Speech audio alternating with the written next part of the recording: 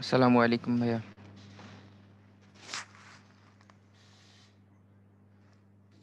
শুভ্র ভাইয়া শুনতে পাচ্ছেন?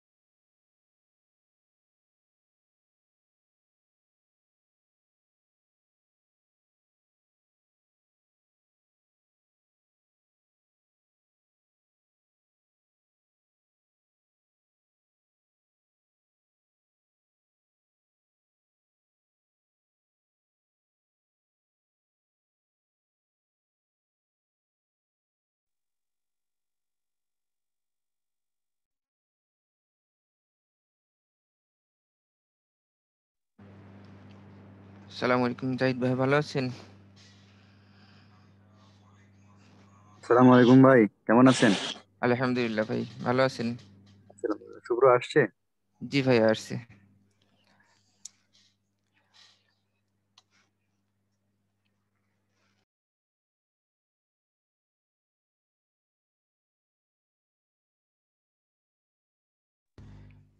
হ্যাঁ।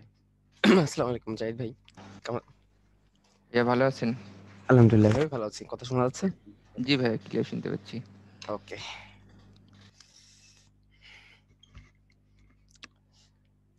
আমরা তাহলে শুরু করে দিই ভাই। জি ভাইয়া।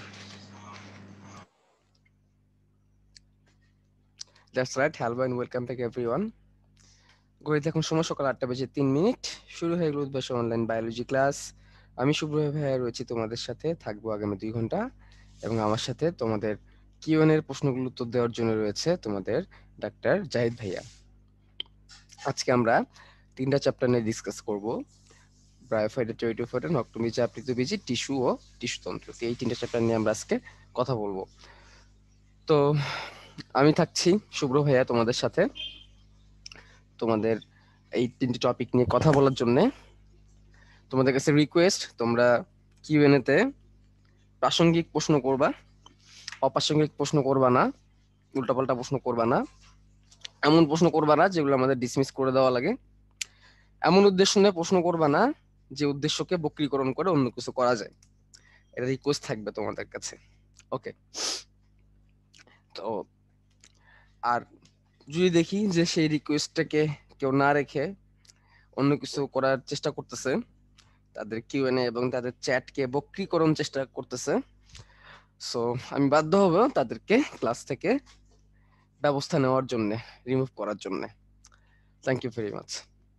তো আমাদের 3টা চ্যাপ্টার: বায়োফাইটা, টেরিডোফাইটা, নগ্নবীজা, আপৃতবীজী, টিস্যু ও টিস্যুতন্ত্র। 3টে চ্যাপ্টার হলো, চ্যাপ্টারগুলো কিন্তু ছোট ছোট। ঠিক আছে, চ্যাপ্টারগুলো কিন্তু ছোট ছোট, অত বড় না। এবং চ্যাপ্টারগুলো অনেক ইম্পর্টেন্টও। আমরা জানি চ্যাপ্টারগুলো অনেক বেশি ইম্পর্টেন্ট। তো আমাদের প্রথম যে চ্যাপ্টার বায়োফাইটা, টেরিডোফাইটা, চলো আমরা সেই বায়োফাইটা, টেরিডোফাইটা চলে যাই। বায়োফাইটা, টেরিডোফাইটা, এটা ব্রায়োফাইটাটা আসছে হচ্ছে মশ থেকে, মশ। আর টেরিডোফাইটাতে আসছে ফার্ন থেকে, ফার্ন। তাহলে মশ এবং ফার্ন দুটা বর্গ, উদ্ভিদের দুটা বর্গ, মশ বর্গ এবং ফার্ন বর্গ। তো মশ বর্গ, মশ বর্গর যেটা বায়োফাইটা, তো ব্রায়োফাইটা এই এদের আন্ডারে যে উদ্ভিদগুলো আছে এগুলাকে ব্রায়োফাইটস বলা হয়। এদের আন্ডারে যে উদ্ভিদগুলো আছে এগুলাকে ব্রায়োফাইটস বলা হয়, ব্রায়োফাইটস। ওকে, তাহলে মশ বর্গের উদ্ভিদের আরেক নাম হচ্ছে ব্রায়োফাইটস। এবং এদেরকে উভচর উদ্ভিদও বলা হয়। উভচর উদ্ভিদ কেন বলা হয়? নর্মালি এরা স্থলে হয়, এরা জেনারেলি স্থলে হবে, বাট এদের যখন প্রজননের সময় আসবে, এদের যখন নিষেকের সময় আসবে, যখন শুক্রাণু ডিম্বাণু মিলিত হওয়ার সময় আসবে, তখন এদের অবশ্যই কি হবে?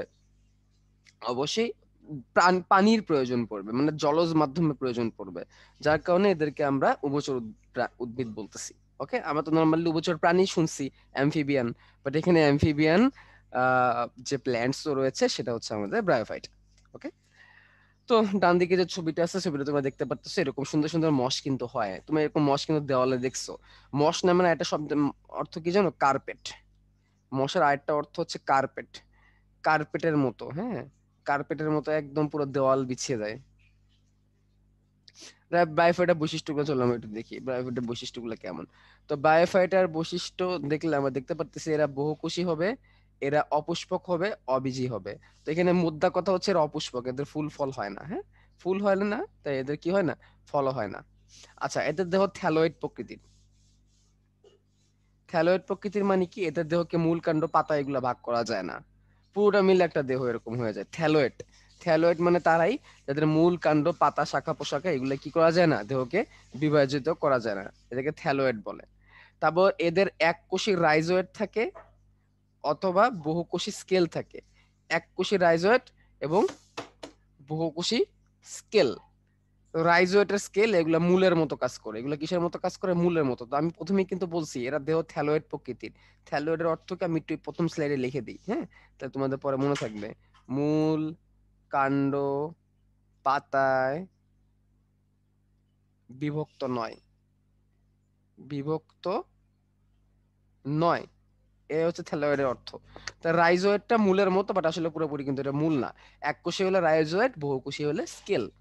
এদের ভাস্কুলার টিস্যু নেই, এদের ভাস্কুলার টিস্যু নেই। ভাস্কুলার টিস্যু মানে আসলে কি? ভাস্কুলার টিস্যু মানে হচ্ছে জাইলেম এবং ফ্লোয়েম। এদের জাইলেম এবং ফ্লোয়েমের উপস্থিতি লক্ষ্য করা যায় না, নো জাইলেম এন্ড ফ্লোয়েম। ওকে, এদের যৌন জনন ওগেমাস প্রকৃতির। ওগেমাস জনন কি? শৈবাল ছত্রাকে আমরা পড়ছিলাম, সচল শুক্রাণু নিশ্চল ডিম্বাণুর মধ্যে মিলন। মানে ওগেমাস জননটা কাকে বলে? এই ধরো শুক্রাণু যেটা হবে কি সচল, আর এই হচ্ছে ডিম্বাণু যেটা হবে নিশ্চল। নিশ্চল কেমনে বুঝলাম? কারণ কোনো কি নাই, ফ্লাজেলা নাই। তো সচল শুক্রাণু নিশ্চল ডিম্বাণু এরকম যখন মিলন হয় তখন সেটাকে আমরা বলি ওগেমাস নিষেক বা ওগেমাস জনন। সচল আর এটা হচ্ছে নিশ্চল। কি দেখে বুঝলাম নিশ্চল? কারণ এর কোনো ফ্লাজেলা নাই। ঠিক আছে, তাহলে সচল শুক্রাণু নিশ্চল ডিম্বাণুর মধ্যে মিলন হয়ে তখন সেটাকে আমরা বলি ওগেমাস জনন। হোমোস্পোরাস, এখানে স্পোর ধরে এবং স্পোর গুলা সবগুলা সমান হয়। ওকে, শুক্রাণু দ্বি ফ্লাজেলা বিশিষ্ট। এই যে দুটো ফ্লাজেলা দিলাম। একটা কথা মনে রাখবা, ফ্লাজেলা বিশিষ্ট শুক্রাণু এটা নিম্ন শ্রেণীর বৈশিষ্ট্য। নিম্ন শ্রেণীর উদ্ভিদের বৈশিষ্ট্য হচ্ছে ফ্লাজেলা বিশিষ্ট শুক্রাণু থাকবে, ফ্লাজেলা বিশিষ্ট শুক্রাণু থাকবে। ওকে, এই উদ্ভিদকে তিনটা শ্রেণীতে ভাগ করা যায়, হেপাটিকি, অ্যানথেরোসিটি, মাসাই। এই তিনটা শ্রেণীর নাম পড়লে চলবে, শ্রেণী থেকে ডিটেলস তেমন কিছু লাগবে না। তিনটা শ্রেণী আছে, এর মধ্যে হেপাটিকি শ্রেণীটাই আমরা একটু পরে পড়তে যাচ্ছি, যেটাকে আমরা রিক্সিয়া বলবো। তো সেই রিক্সায় আমরা চলে আসলাম, অনেকে এটাকে আবার রিক্সা ডাকে। যাই হোক, এই সেই রিক্সিয়া। রিক্সার অভ্যন্তরীণ গঠনটা খুবই গুরুত্বপূর্ণ এবং এটা রিটেনের জন্য লাগবে। এটা আমাদের রিটেনের জন্য লাগবে, রিক্সার অভ্যন্তরীণ গঠন। তো রিক্সার দেখো, খেয়াল করে এই চিত্রটা যখন আমরা আঁকাবো, এর উপরের দিকে যে অঞ্চলটা সেটাকে আমরা ফটোসিনথেটিক অঞ্চল বলতেছি। এই অঞ্চলটা সবুজ সবুজ হয়, এই যে উপরে খাম্বার মতো লম্বা লম্বা, হ্যাঁ, এই যে খাম্বার মতো লম্বা লম্বা যে অঞ্চলটা, এটাকে ফটোসিনথেটিক অঞ্চল বলে। এই অঞ্চলে সালোক সংশ্লেষণ হয়। ঠিক আছে, এই অঞ্চলে কি হয়? সালোক সংশ্লেষণ হয়। এটা কিন্তু থ্যালয়েড, দেখো এখানে কোনো মূল নাই, কাণ্ড নাই, পাতা নাই, কিছুই নেই, পুরো দেহটাই এরকম থ্যালাসটা। এবং লম্বা লম্বা ক্লোরোপ্লাস্ট যুক্ত সরাসরি কোষ থাকে। ওকে, এবং একদম উপর দিকে আবার বায়ু কুঠুরি থাকে, এই কথাটা তোমাদের এক্সট্রা জানতে হবে। একদম উপর দিকে বায়ু কুঠুরি থাকে। বায়ু কুঠুরিটা তোমাদের আমি দেখাচ্ছি, জাস্ট এ মিনিট। এই দেখো, একদম উপর দিকে কি আছে? বায়ু কুঠুরি আছে। একদম উপর দিকে কি আছে? বায়ু কুঠুরি আছে। ওকে, ফাইন। এই দেখো বায়ু কুঠুরি গুলা। ওকে, একদম উপর দিকে বায়ু কুঠুরি আছে আমাদের এখানে। আচ্ছা, তো এবার দেখো সঞ্চয় অঞ্চল, নিচের দিকে কি আছে? নিচের দিকে আছে সঞ্চয় অঞ্চল। তো সঞ্চয় অঞ্চলটার মধ্যে কি করবে? উপর দিকে যে খাবারগুলো তৈরি হবে সেই খাবারগুলো জমা থাকবে সঞ্চয় অঞ্চলে। এই যে উপর দিকে যে খাবারগুলো তৈরি হয়েছে সেই খাবারগুলো জমা থাকবে কোথায়? খাবারগুলো জমা থাকবে সঞ্চয় অঞ্চলে। নিচের দিকে যে নীল যে পাটটা, এই পাটটা হচ্ছে সঞ্চয় অঞ্চল। এখানে খাবারগুলো কি থাকবে? জমা থাকবে সঞ্চয় অঞ্চল। ওকে, এবং সঞ্চয় অঞ্চলে কি জাতীয় কোষ থেকে? প্যারেনকাইমা জাতীয় কোষ থেকে, কথাটা আমরা পড়তে পারি। ওকে, তো এরপরে নিচে আছে কি? নিম্নত্বক। নিম্নত্বক বলতে ওই যে এককোষী রাইজোয়েড, বহুকোষী স্কেল। এই যে বহুকোষী হলে দেখো এই যে স্কেল, আর এককোষী হলে সেগুলোকে আমরা রাইজোয়েড বলতেছি। ঠিক আছে, যে এককোষী হলে রাইজোয়েড আর বহুকোষী হলে সেটাকে আমরা স্কেল বলতেছি। তাহলে রাইজোয়েড আর স্কেল এগুলা খাদ্য শোষণে হেল্প হয়ে থাকে। ঠিক আছে, নিচ থেকে পুষ্টি শোষণ, হ্যাঁ পুষ্টি শোষণে হেল্প হয়ে থাকে। তো এককোষী রাইজোয়েড, বহুকোষী স্কেল। তো রিক্সাতে জনুক্রম দেখা যায়। জনুক্রম মানে কি, যেখানে গ্যামেটোফাইটিক স্পোরোফাইটিক দশা বারবার ঘুরে ঘুরে আসে, অর্থাৎ হ্যাপ্লয়েড ডিপ্লয়েড দশা। এই রিক্সাতে ডিপ্লয়েড দশা আর হ্যাপ্লয়েড দশা ঘুরে ঘুরে বারবার আসবে, এই জন্য এটাকে জনুক্রম বলবে, এবং এই জনুক্রমটা সুস্পষ্টভাবে লক্ষ্য করা যাবে। ঠিক আছে, তো এই হচ্ছে কথা। তাহলে দেখো প্রথম পোল, বায়োফিল্টার নিষেকের জন্য কোন মাধ্যমটা দরকার, দেখি কেমন মনে আছে।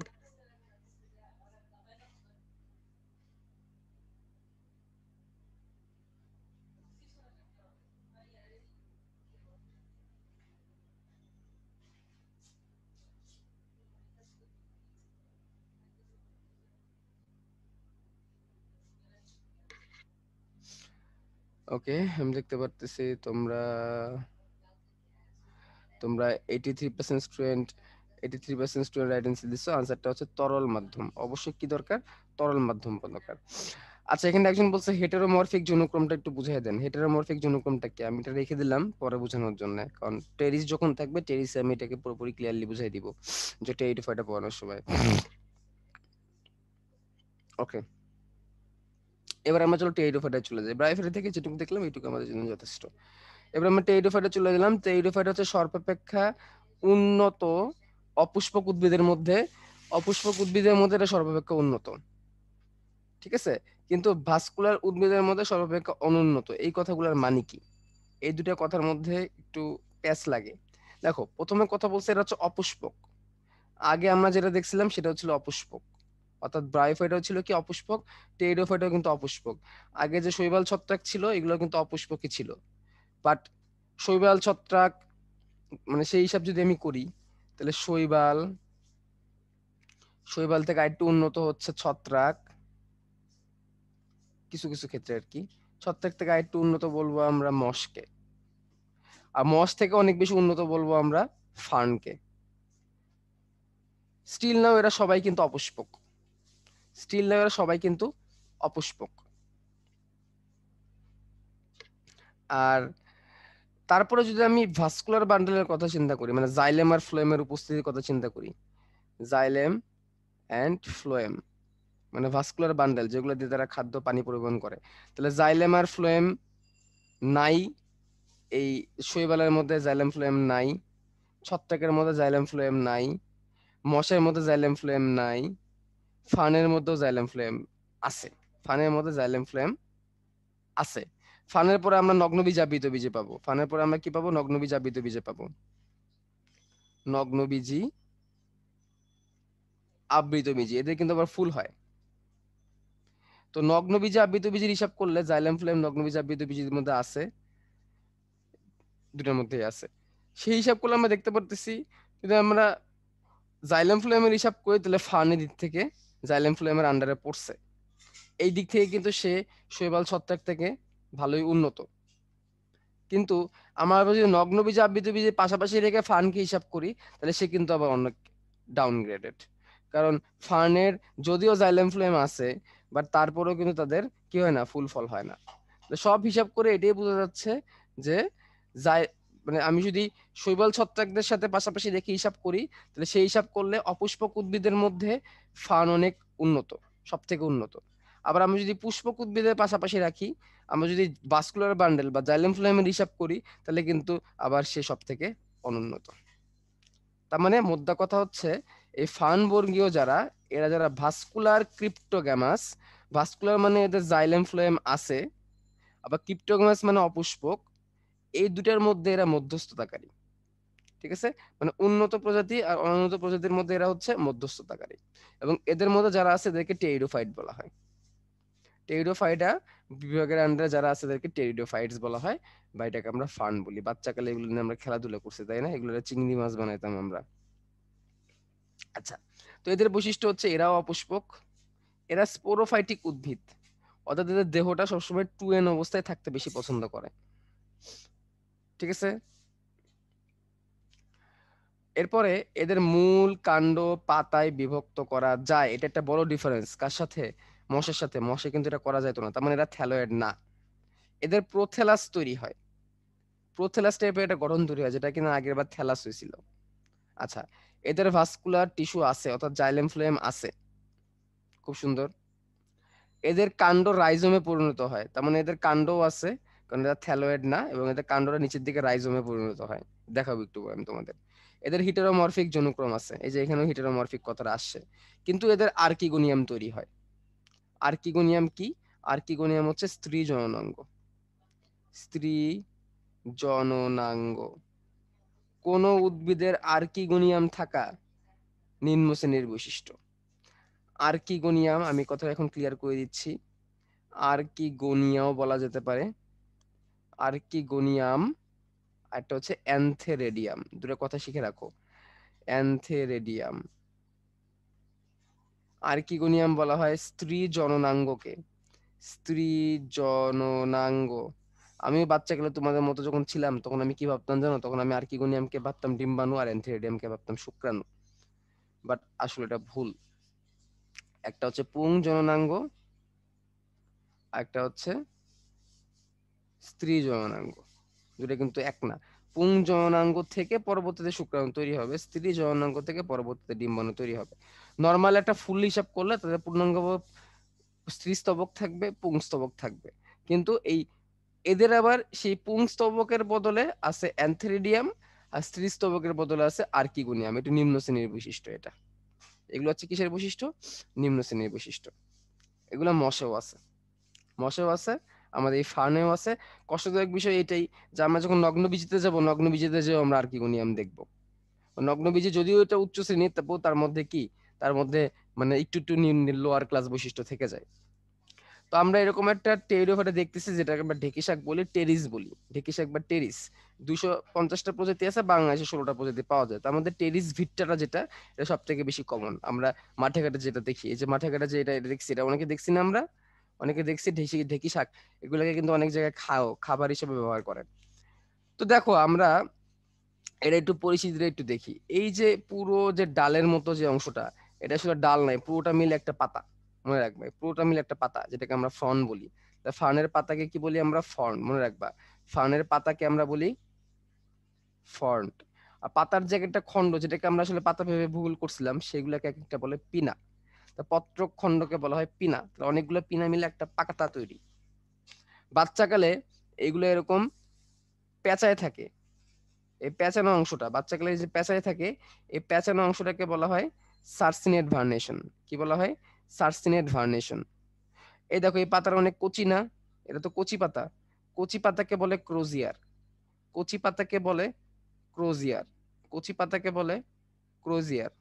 এরকম অনেকগুলো পাতা নিচের দিকে এসে একসাথে ডালের মতো তৈরি করছে, এটাকে বলে রাইজোম। এই যে বলছিলাম না, কাণ্ড রাইজোমে পরিণত হয়, এই সেই কাণ্ড। মানে অনেকগুলো পাতার গোড়ায় এসে একটা কাণ্ডের মতো তৈরি করে, যেটার নাম হচ্ছে রাইজোম। এবং এই রাইজোমের গায়ে কাটা কাটা কাটা কাটা থাকে, কাটা কাটা, এটাকে শল্কপত্র বলে। শল্ক, শল্ক মানে কাটা, শল্কপত্র মানে কাটা কাটা কাটা কাটা। এবং নিচের দিকে এই দেখো মূল। তার মানে মূল কাণ্ড সবকিছুই আছে এদের। ঠিক আছে, তাহলে আমি আবার রিপিট করি। এদের যে পাতা, ফার্নের যে পাতা, পাতাকে বলা হয় ফ্রন্ট। প্রত্যেকটা খণ্ডককে বলা হয় পিনা। এদের কচি পাতাকে বলা হয় ক্রোজিয়ার। কচি পাতা একদম প্রথম দিকে পেঁচিয়ে থাকে, এটাকে বলা হয় সার্সিনেট ভার্নেশন। এদের অনেকগুলো পাতা মিলে কাণ্ড হয়, যেটাকে রাইজোম বলে। এবং এই কাণ্ডের গায়ে কাটা কাটা কাটা কাটা, পাতার গায়ে কাটা কাটা থাকবে, এগুলোকে শল্কপত্র বলে। নিচের দিকে মূল থাকে। এবং এদেরকে আমি বলছিলাম এদের জাইলেম ফ্লোয়েম থাকবে। এদের পাতা বা এদের কাণ্ডে তুমি যদি কাটো, হ্যাঁ, হরাইজন্টাল সেকশন করো, তখন তুমি র্যাকিস পাবা। এবং র্যাকিসটা কি? র্যাকিসটা হচ্ছে এদের জাইলেম ফ্লোয়েমের গঠন। তখন এর ভিতরে তুমি জাইলেম আর ফ্লোয়েম দেখতে পারবা, যেটা কিনা এর আগে কোনো প্রাণীরই নাই, কোনো উদ্ভিদেরই নাই। মশেরও নাই, ওই উপর দিকে শৈবাল ছত্রাক এদেরও নাই। ঠিক আছে।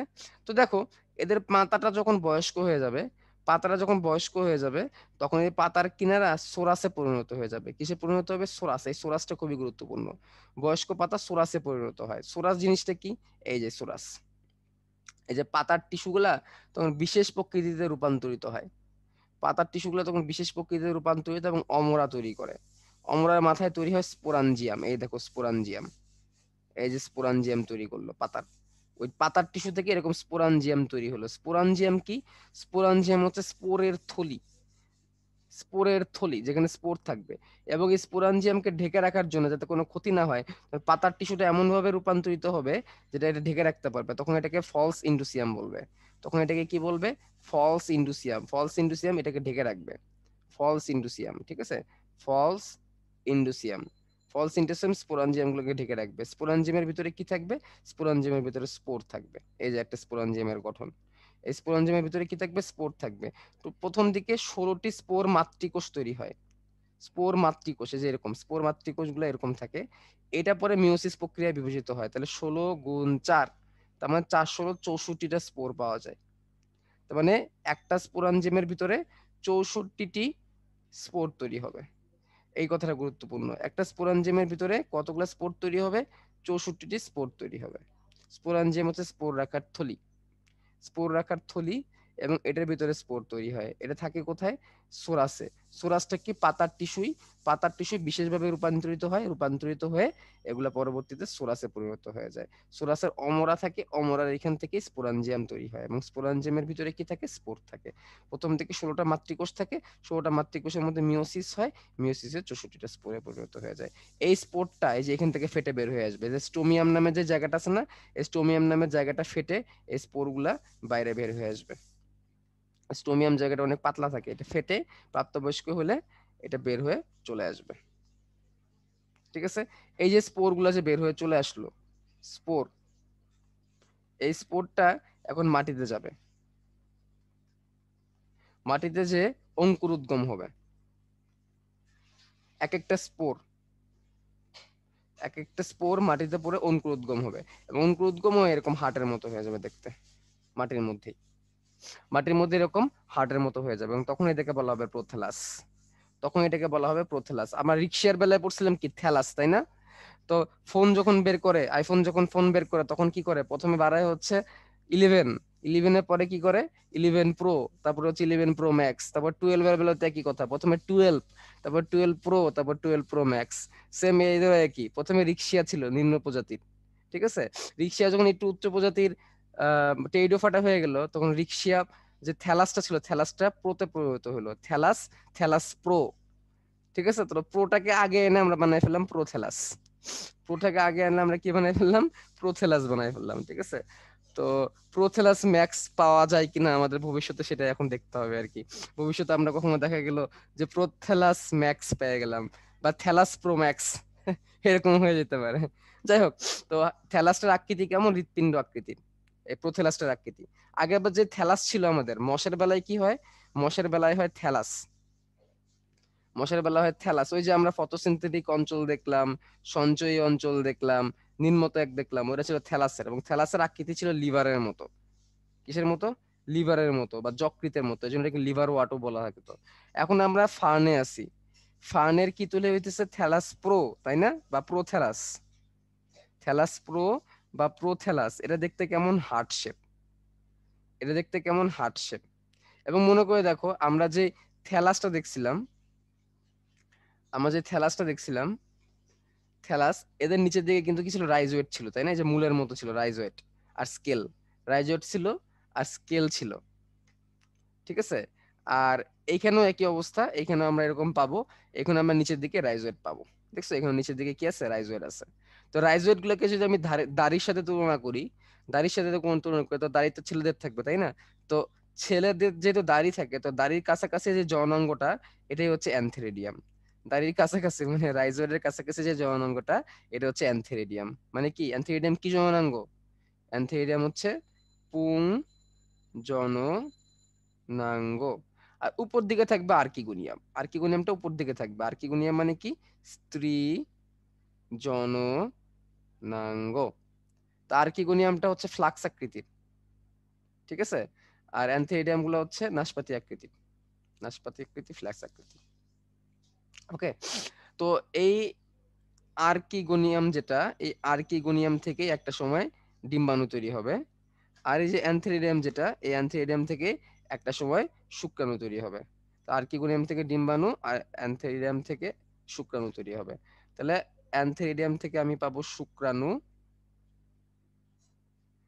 শুক্রাণুটা তো সচল, এটা এসে নিশ্চল ডিম্বাণুর সাথে কি করবে? নিষেক করবে। নিশ্চল ডিম্বাণুর সাথে কি করবে? নিষেক করবে এবং এইখানে নিষেক সম্পন্ন হবে। ওকে, এই জন্যই বলছে এই থ্যালাসটা হচ্ছে সহবাসী। এই প্রোথ্যালাসটা কি? এই প্রোথ্যালাসটা হচ্ছে সহবাসী। সহবাসী কেন বলতেছি? কারণ এখানে শুক্রাণু ডিম্বাণু তৈরিকারী যেই আর্কিগোনিয়াম অ্যান্থেরিডিয়াম দুটো একসাথে বসবাস করতেছে। পাশাপাশি এরা সবুজ হয়। এটা কেমন হয়?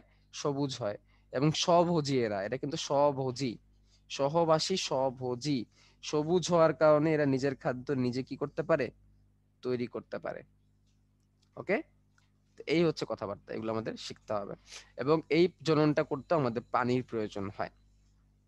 এবং এখানে শুক্রাণু ডিম্বাণু মিলিত হওয়ার পরে আলটিমেটলি নিষেক হবে, নিষেক হয়ে জাইগোট তৈরি হবে, জাইগোট হয়ে পরে আবার পূর্ণাঙ্গ একটা টেরিডোফাইটা বা পূর্ণাঙ্গ একটা ফার্ন তৈরি হওয়ার প্রস্তুতি নিবে।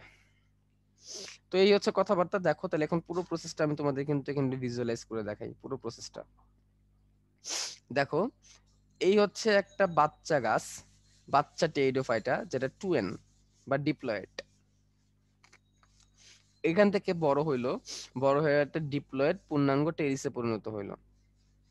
তারপরে সেটার প্রাপ্তবয়স্ক হওয়ার পরে যে কোনো একটা পাতার কিনারায় সোরাস তৈরি হইলো। সোরাস তো মনে আছে, তাই না?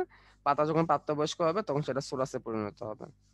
সোরাসটা 2N, সোরাসটা 2N পাতা, এবং এখানে স্পোরাঞ্জিয়াম তৈরি হয়েছে। দেখো যে স্পোরাঞ্জিয়াম, এই সেই sporangium, sporangium still now 2N। স্পোরাঞ্জিয়ামের ভিতরে যে স্পোর মাতৃকোষ আছে সেটাও 2N হবে, মাতৃকোষ যেহেতু। বাট সেখানে যখন মিওসিস প্রক্রিয়া বিভাজিত হবে, যখন পূর্ণাঙ্গভাবে স্পোর তৈরি হবে, যে এটা ছিল 16টা, 16 দেখবেন 64টা হয়ে গেল, মনে আছে? স্পোরাঞ্জিয়ামের ভিতরে 16টা মাতৃকোষ ছিল, 16টা মাতৃকোষ পরে 64টা হয়ে যায়, সেটাকে আমরা স্পোর টেট্রাড বলবো। এই এখন এটা হয়ে গেল এন বা হ্যাপ্লয়েড, বা এটাকে বলা হয় গ্যামেটোফাইটিক। হ্যাপ্লয়েড হলে গ্যামেটোফাইটিক, ডিপ্লয়েড হলে স্পোরোফাইটিক। তাহলে এই হচ্ছে গ্যামেটোফাইটিকের প্রথম কোষ, টেট্রাড। গ্যামেটোফাইটিক প্রথমে কিসে পরিণত হয়? টেট্রাডে পরিণত হয়। এই স্পোরটা এখন অঙ্কুরোদ্গম হবে, এই যে অঙ্কুরোদ্গম হইলো, হয়ে প্রোথ্যালাসে পরিণত হইলো। প্রোথ্যালাসের নিচের দিকে অ্যান্থেরিডিয়াম, উপর দিকে আর্কিগোনিয়াম। আর্কিগোনিয়ামের ভিতরে আছে ডিম্বাণু, অ্যান্থেরিডিয়াম থেকে পাইলাম শুক্রাণু। এবং এদের শুক্রাণুতে অনেকগুলো ফ্লাজেলা, বহু ফ্লাজেলা, একেবারে নিম্ন শ্রেণীর। আগেরবার রিক্সিয়াতে আমরা 2 ফ্লাজেলা পাইছিলাম, এদের বহু ফ্লাজেলা মিলিত হইলো, মিলিত হয়ে ডিম্বাণু শুক্রাণু মিলিত হয়ে জাইগোট তৈরি করলো। তার মানে আবার তারা স্পোরোফাইটিক হয়ে গেল, এবং পরে আবার বাচ্চা, উদ্ভিদ থেকে উদ্ভিদ, এভাবে চলতে থাকবে। তাহলে এই হচ্ছে জনুক্রম, যেখানে গ্যামেটোফাইটিক এন, স্পোরোফাইটিক 2N ঘুরে ঘুরে আসবে, বারবার ঘুরে ঘুরে আসবে, বারবার ঘুরে ঘুরে আসবে। এটাকে বলা হয় জনুক্রম। এবং দেখো উপরের সাইডে পরিমাণটা কম, নিচের সাইডে কিন্তু পরিমাণটা বেশি। তার মানে কি? তার মানে হচ্ছে স্পোরোফাইটিক দশাটা দীর্ঘ, মানে এরা দীর্ঘ সময় ধরে ডিপ্লয়েড থাকতে পছন্দ করে। আর গ্যামেটোফাইটিক বা হ্যাপ্লয়েড দশাটা স্বল্পস্থায়ী, ঠিক আছে, খুব অল্প সময়ের জন্য থাকে। তার মানে দুইটা সময়ের মধ্যে কি নাই, দুইটা পর্যায়ের মধ্যে কি নাই, মিল নাই। এই দেখুন আঁকানোর সময় কিন্তু আমাদের এটার জন্য স্পোরোফাইটিকটাকে বেশি সময় দিয়ে দেখাইতে হবে। এরকম ঘড়ির কাঁটাকে 9টা 15 মিনিট বাজায় রাখতে হবে, বা 9টা 10 মিনিট বাজায় রাখতে হবে। 9টা 15 না, 9টা 10 মিনিট বাজায় রাখতে হবে, ঠিক আছে? তাহলে কি হবে? তাহলে এটা দীর্ঘস্থায়ী স্বল্পস্থায়ী বোঝা যাবে। তো এই দুইটা যেহেতু সমান না, দুইটা যেহেতু এক না, এই জন্য এটাকে হিটারোবায়ন্টিক জনুক্রম বলছে। হিটারোবায়ন্টিক, হিটারো মানে ভিন্ন, এর মানে এটাকে হিটারোমরফিকও বলবো। মর্ফ, মর্ফ মানে দেখতে, মর্ফ, হিটারোমরফিক জনুক্রম দেখছিলাম না আমরা? মর্ফ মানে চেহারা, দুটা জনুক্রমের চেহারা এক না, দুটা দেশের চেহারা এক না, এই জন্য এটাকে আমরা হিটারো বলতেছি। হিটারো মানে ভিন্ন, হিটারো মানে কি? ভিন্ন। এই হচ্ছে কথা বলতে, এটাকে ডিপ্লোবায়ন্টিক জনুক্রম বলতেছি। ডিপ্লোবায়ন্টিক মানে হচ্ছে এখানে দুটা দশাই থাকতেছে, এই জন্য এটাকে ডিপ্লোবায়ন্টিক বলতেছে। ওকে, তাহলে তোমাদের এই চিত্রটা শিখতে হবে। এখন চিত্র এত বড় তো এখনো সময় নাই, তাহলে চিত্রটা কেমনে আঁকাবো? আমরা ফ্লো চার্ট করে আঁকাবো পরীক্ষায়। ফ্লো চার্ট বলতে কি, প্রথমে আমরা আচ্ছা আমি এটা একটু পরে দেখাচ্ছি চিত্রটা কেমনে আঁকাবো, দেখলে তোমাদের মজা লাগবে। তার আগে আমি একটু বলি বায়োফেরাটি এডোফাইটা পার্থক্য রিটেনের জন্য তোমরা পড়বা। বায়োফেরাটি এডোফাইটা পার্থক্য তোমরা রিটেনের জন্য পড়বে, এখান থেকে আর তেমন কিছু আমি বললাম না। তো পরীক্ষা হলে যে কি করবা, পরীক্ষা হলে প্রথমে যে এরকম একটা গোল্লা কাটবা, গোল্লা কাটার হওয়ার পরে এরকম একটা এরিয়া ঠিক করবা, যেখানে তোমরা আগে 9টা 5 বা 9টা 10 বাজাবা। 9টা 5 বাজে বা 9টা 10 বাজে, হ্যাঁ, এরকম বাজাবা। বাজার নিচের যে হায়ার অবস্থাটা এটাকে তোমরা বলবা স্পোরোফাইট, স্পোরোফাইটিক। এই দশাটা হবে স্পোরোফাইটিক দশা, কারণ আমরা জানি স্পোরোফাইটিক দশাটা দীর্ঘস্থায়ী। আর উপরের যে ছোটটা এটা হবে গ্যামেটোফাইটিক দশা, কারণ আমরা জানি গ্যামেটোফাইটিক দশাটা স্বল্পস্থায়ী। স্পোরোফাইটিক গ্যামেটোফাইটিক পার্থক্য করে দিলাম। এরপর যেটা করব, এরপর আমরা ফ্লোচার্টের হেল্প নিব। ফ্লোচার্টের হেল্প কি, কারণ এত ছবি আঁকানোর তো সময় নেই, আমরা লিখব পূর্ণাঙ্গ, পূর্ণাঙ্গ টেরিস। পূর্ণাঙ্গ টেরিস লেখার পর একটা বক্স করব, বক্স করে পাশে আরেকটা বক্স করব। এই বক্সের মধ্যে আমরা কি লিখব, লিখব সোরাস। পরে আমরা আরেকটা বক্স করব, এই বক্সের মধ্যে লিখব স্পোরাঞ্জিয়াম, স্পোরাঞ্জিয়াম। পরে আমরা আরেকটা বক্স করব, এই বক্সের মধ্যে লিখব কি, স্পোর মাতৃকোষ। এই স্পোর মাতৃকোষটা এখন পূর্ণাঙ্গ ভাবে স্পোরে পরিণত হবে, স্পোর টেট্রাডে পরিণত হবে, টেট্রাড। এবং এটা এন হয়ে গেল। এতক্ষণ কিন্তু সব 2n ছিল, দিন শেষে এখন আমরা কি পাইলাম, এন পাইলাম। তার মানে এখন তারা গ্যামেটোফাইটিক দশায় চলে গেল। তো স্পোর টেট্রাড পেয়ে গেলাম। স্পোর টেট্রাড পাওয়ার পরে এই স্পোরটা এখন অঙ্কুরোদ্গম হবে। একজন প্রশ্ন করছো এভাবে করে কি ফুল মার্ক দিবে? আমি এভাবে করে ইন্টারে ফুল মার্ক পাইছি ভাই, তোমরা তো অ্যাডমিশন অবশ্যই পাবা। এবার এটা থ্যালাস প্রোতে পরিণত হবে বা প্রোথ্যালাসে পরিণত হবে। তোমাকে তো চিত্র চাই না, তোমাকে জনুক্রম ব্যাখ্যা করতে বলছে, ব্যাখ্যা করে দিলেই হবে। প্রোথ্যালাসের মধ্যে তুমি আর্কিগোনিয়াম অ্যান্থোইডিয়াম পাবা, এটা লিখে দিবা, আর্কিগোনিয়াম আর অ্যান্থোইডিয়াম। তারপরে এই দুটা নিষেক লিখবা। নিষেক লেখার পরপরই বলতে হবে উস্পোর বা জায়গোট, উস্পোর বা জায়গোট। এরপরে হচ্ছে নতুন স্পোরোফাইটিক বা বাচ্চা উদ্ভিদ দিয়ে টেনে দিবা, হয়ে গেল। ঠিক আছে, তাহলে এখানে কিছু রিটেন প্রশ্ন আছে, রিটেন প্রশ্নগুলো দেখে নিবা। ওকে, রিটেনের জন্য দেখে নিবা। বায়োফাইটার বৈশিষ্ট্য, উভচর কেন বলা হয়, রিক্সার থ্যালাসের অন্তর্গঠন, টেরিডোফাইটার বৈশিষ্ট্য, টেরিডোফাইটার গঠন, স্পোরাঞ্জিয়াম কি, সোরাস কি, টেরিসের জনুক্রম, ঠিক আছে। তারপরে বায়োফাইটার টেরিডোফাইটার পার্থক্য প্রত্যেকটা দেখানো হয়েছে, তাই না? এই প্রত্যেকটা তোমাদের কিন্তু আলোচনা করা হয়েছে।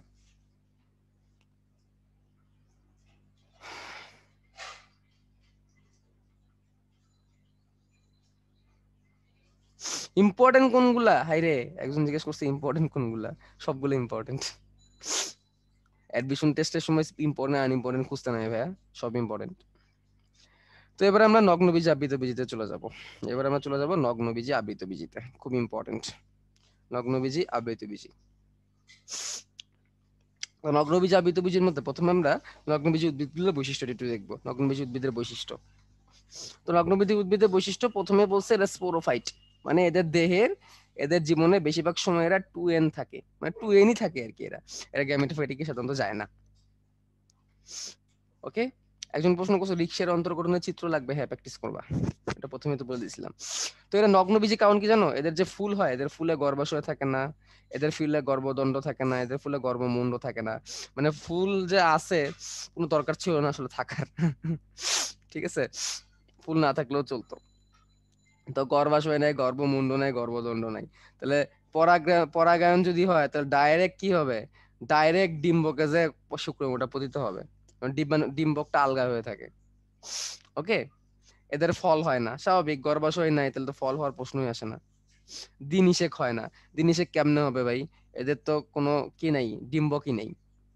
আবার দেখো জাইলেম টিস্যুতে সত্যিকারের ভেজাল থাকে না, এই যে মেরে দিছে, এদের সত্যিকারের ভেজাল নাই, এই জায়গায় এসে মেরে দিছে। মানে জাইলেম ফ্লেম আছে, ভালো কথা, নগ্নবীজি উদ্ভিদ যেহেতু জাইলেম ফ্লেম তো থাকবেই একটু উচ্চ শ্রেণীর, কিন্তু এখানে আবার জাইলেমের মধ্যে যে ভেজাল থাকে এই ভেজাল আবার নাই। ফ্লোয়েমের মধ্যে যে সঙ্গী কোষ থাকে এই সঙ্গী কোষ আবার নাই। আবার আরেকটা কথা আমি এখানে লিখে দিই, এদের আর্কিগোনিয়াম থাকে, আর্কিগোনিয়া থাকে। মানে এত কষ্ট কইরা পুষ্পক উদ্ভিদে পরিণত হইলো। এত আগে যা যা পড়ছি সবই ছিল অপুষ্পক, সেই শৈবাল থেকে পড়া শুরু করছি, যে সব অপুষ্পক, ছত্রাক অপুষ্পক, ব্রায়োফাইটা অপুষ্পক, টেরিডোফাইটা অপুষ্পক। দিন শেষে এসে একটা পুষ্পক পাইলাম, তারপরের মধ্যে তার মধ্যে আবার আর্কিগোনিয়াম থাকা লাগে। মানে এখনো পর্যন্ত সে কি তার আদি বৈশিষ্ট্য এখনো পর্যন্ত ছাড়ে নাই, সে তার নিম্ন শ্রেণীর বৈশিষ্ট্য এখনো পর্যন্ত কি হয় নাই, এখনো পর্যন্ত ছায় না। একদিন খুব মজা করে বলছো এরা মানে ঘুষ দিয়া পুষ্পক হয়েছে, ভাল লাগছে কথাটা। ঠিক আছে, তার মানে এরা এখনো পর্যন্ত আর্কিগোনিয়াম তৈরি করতেছে। আর একটা মজার কথা বলি, এদেরও ফ্লাজেলা থাকবে, এদেরও শুক্রের মধ্যে ফ্লাজেলা দেখা যায়। এবং একটা দুটো ফ্লাজেলা না, বহু ফ্লাজেলাও দেখা যায় মাঝে মাঝে। দ্বি ফ্লাজেলা থেকে শুরু করে বহু ফ্লাজেলা দেখা যায়। মানে খালি খালি লুকে এরা উন্নত হয়েছে, স্বভাবে এরা এখনো পর্যন্ত কি গরিব রয়ে গেছে। ঠিক আছে, এখনো পর্যন্ত তারা গরিব রয়ে গেছে স্বভাবে। ওকে, তো এখানে একটা কথা, এরা লিফ স্কার দেখা যায়, এটাকে আমি পরে বলবো ভাবতেছিলাম। লিফ স্কার, স্কার মার্ক, স্কার মার্ক মানে বোঝো তো, স্কার মার্ক মানে দাগ। মানে এদের পাতা যদি পড়া যায় তখন পাতাটা দাগ রেখে যায়, যে এই জায়গায় বুঝায় দেয় যে এদের এখানে কি ছিল, একটা পাতা ছিল, স্কার মার্ক রেখে যায়। হ্যারি পটারের যেরকম লাইটনিং বোল্ট একটা স্কার থাকে না তার মাথায়, হ্যারি পটারের, তো এদের এরকম কি থাকে, এদের এরকম স্কার থাকে। হ্যাঁ, এরকম একটা স্কার মার্ক থাকে, হ্যারি পটারের মতো না, মানে পাতা যেখানে ছিল এরকম একটা স্কার মার্ক থাকে। ঠিক আছে, তো এটাকে তোমরা হ্যারি পটার প্ল্যানটা মনে রাখতে পারো। হ্যারি পটার তো মোটামুটি সবাই দেখছো তাই না? কারা কারা দেখো নাই? না দেখলে ভাই এটা লাইফের একটা বড় একটা ভুল ছিল, হ্যারি পটার না দেখা। অ্যাটলিস্ট এটা দেখা উচিত, হ্যারি পটার দেখা উচিত। বইও, যারা যারা বই পড়ছো তারা তো লিজেন্ড, তারা হচ্ছে লিজেন্ড প্রো ম্যাক্স। যারা যারা বই পড়ছে হ্যারি পটারের, আমিও পড়ছি, ওটাই পড়ছি, সবগুলা সিরিজই পড়ছি। ঠিক আছে, তো তারা জানো। তো এই স্কার মার্ক সম্পর্কে তারা জানো, আমি এখানে ডিটেলস আর কিছু বলবো না, ডিটেলস আর বলার দরকার নাই। বই পড়ার যারা যারা সবগুলো সিরিজ দেখছো তারা বই পড়তে পারো, বই পড়লে আরো বেশি মজা পাবে, অনেক ডিটেল স্টোরি থাকে, এগুলো আসলে ফিল্মে দেখায় না, মুভিতে দেখায় না। বই পড়লে বোঝা যায় যে কত কিছু আছে যেগুলা হচ্ছে তোমার মানে ইয়েতে নাই, মানে মুভিতে দেখায় না। মুভিতে কিছু কিছু জিনিস আবার মানে উল্টাপাল্টাও দেখায়। ঠিক আছে, তো এই আর কি। একজন জিজ্ঞেস করছে হ্যারি পটার কেমন, তা আমি বললামই তো, হ্যারি পটার যারা দেখো না তারা লাইফের অনেক বড় একটা জিনিস মিস করছো। ঠিক আছে, দেখি না, এখন দেখার দরকার নাই, এখন পরীক্ষা শেষ করো। ঠিক আছে, খুব যে বেশি একটা সময় লেগে যাবে তাও না, বাট পরীক্ষার পরে এনজয় করে দেখতে পারবে, এখন দরকার নাই। ঠিক আছে, পরে দেখে নিও, চান্স পাওয়ার পরেই সবার প্রথমে হ্যারি পটার দেখে নিও, একেবারে সিরিজ বাই সিরিজ একটার পর একটা দেখে নিও। ওকে, আর যারা দেখে ফেলছো তারা বই পড়ে নিও। স্টার ওয়ার ইজ বেটার, আমি স্টার ওয়ার কে খারাপ বলবো না, স্টার ওয়ার অনেক ভালো, ভালো লাগছে।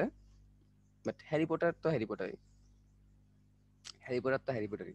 ঠিক আছে, হ্যারি পটারের জায়গায় অন্য কেউ নিতে পারবে না।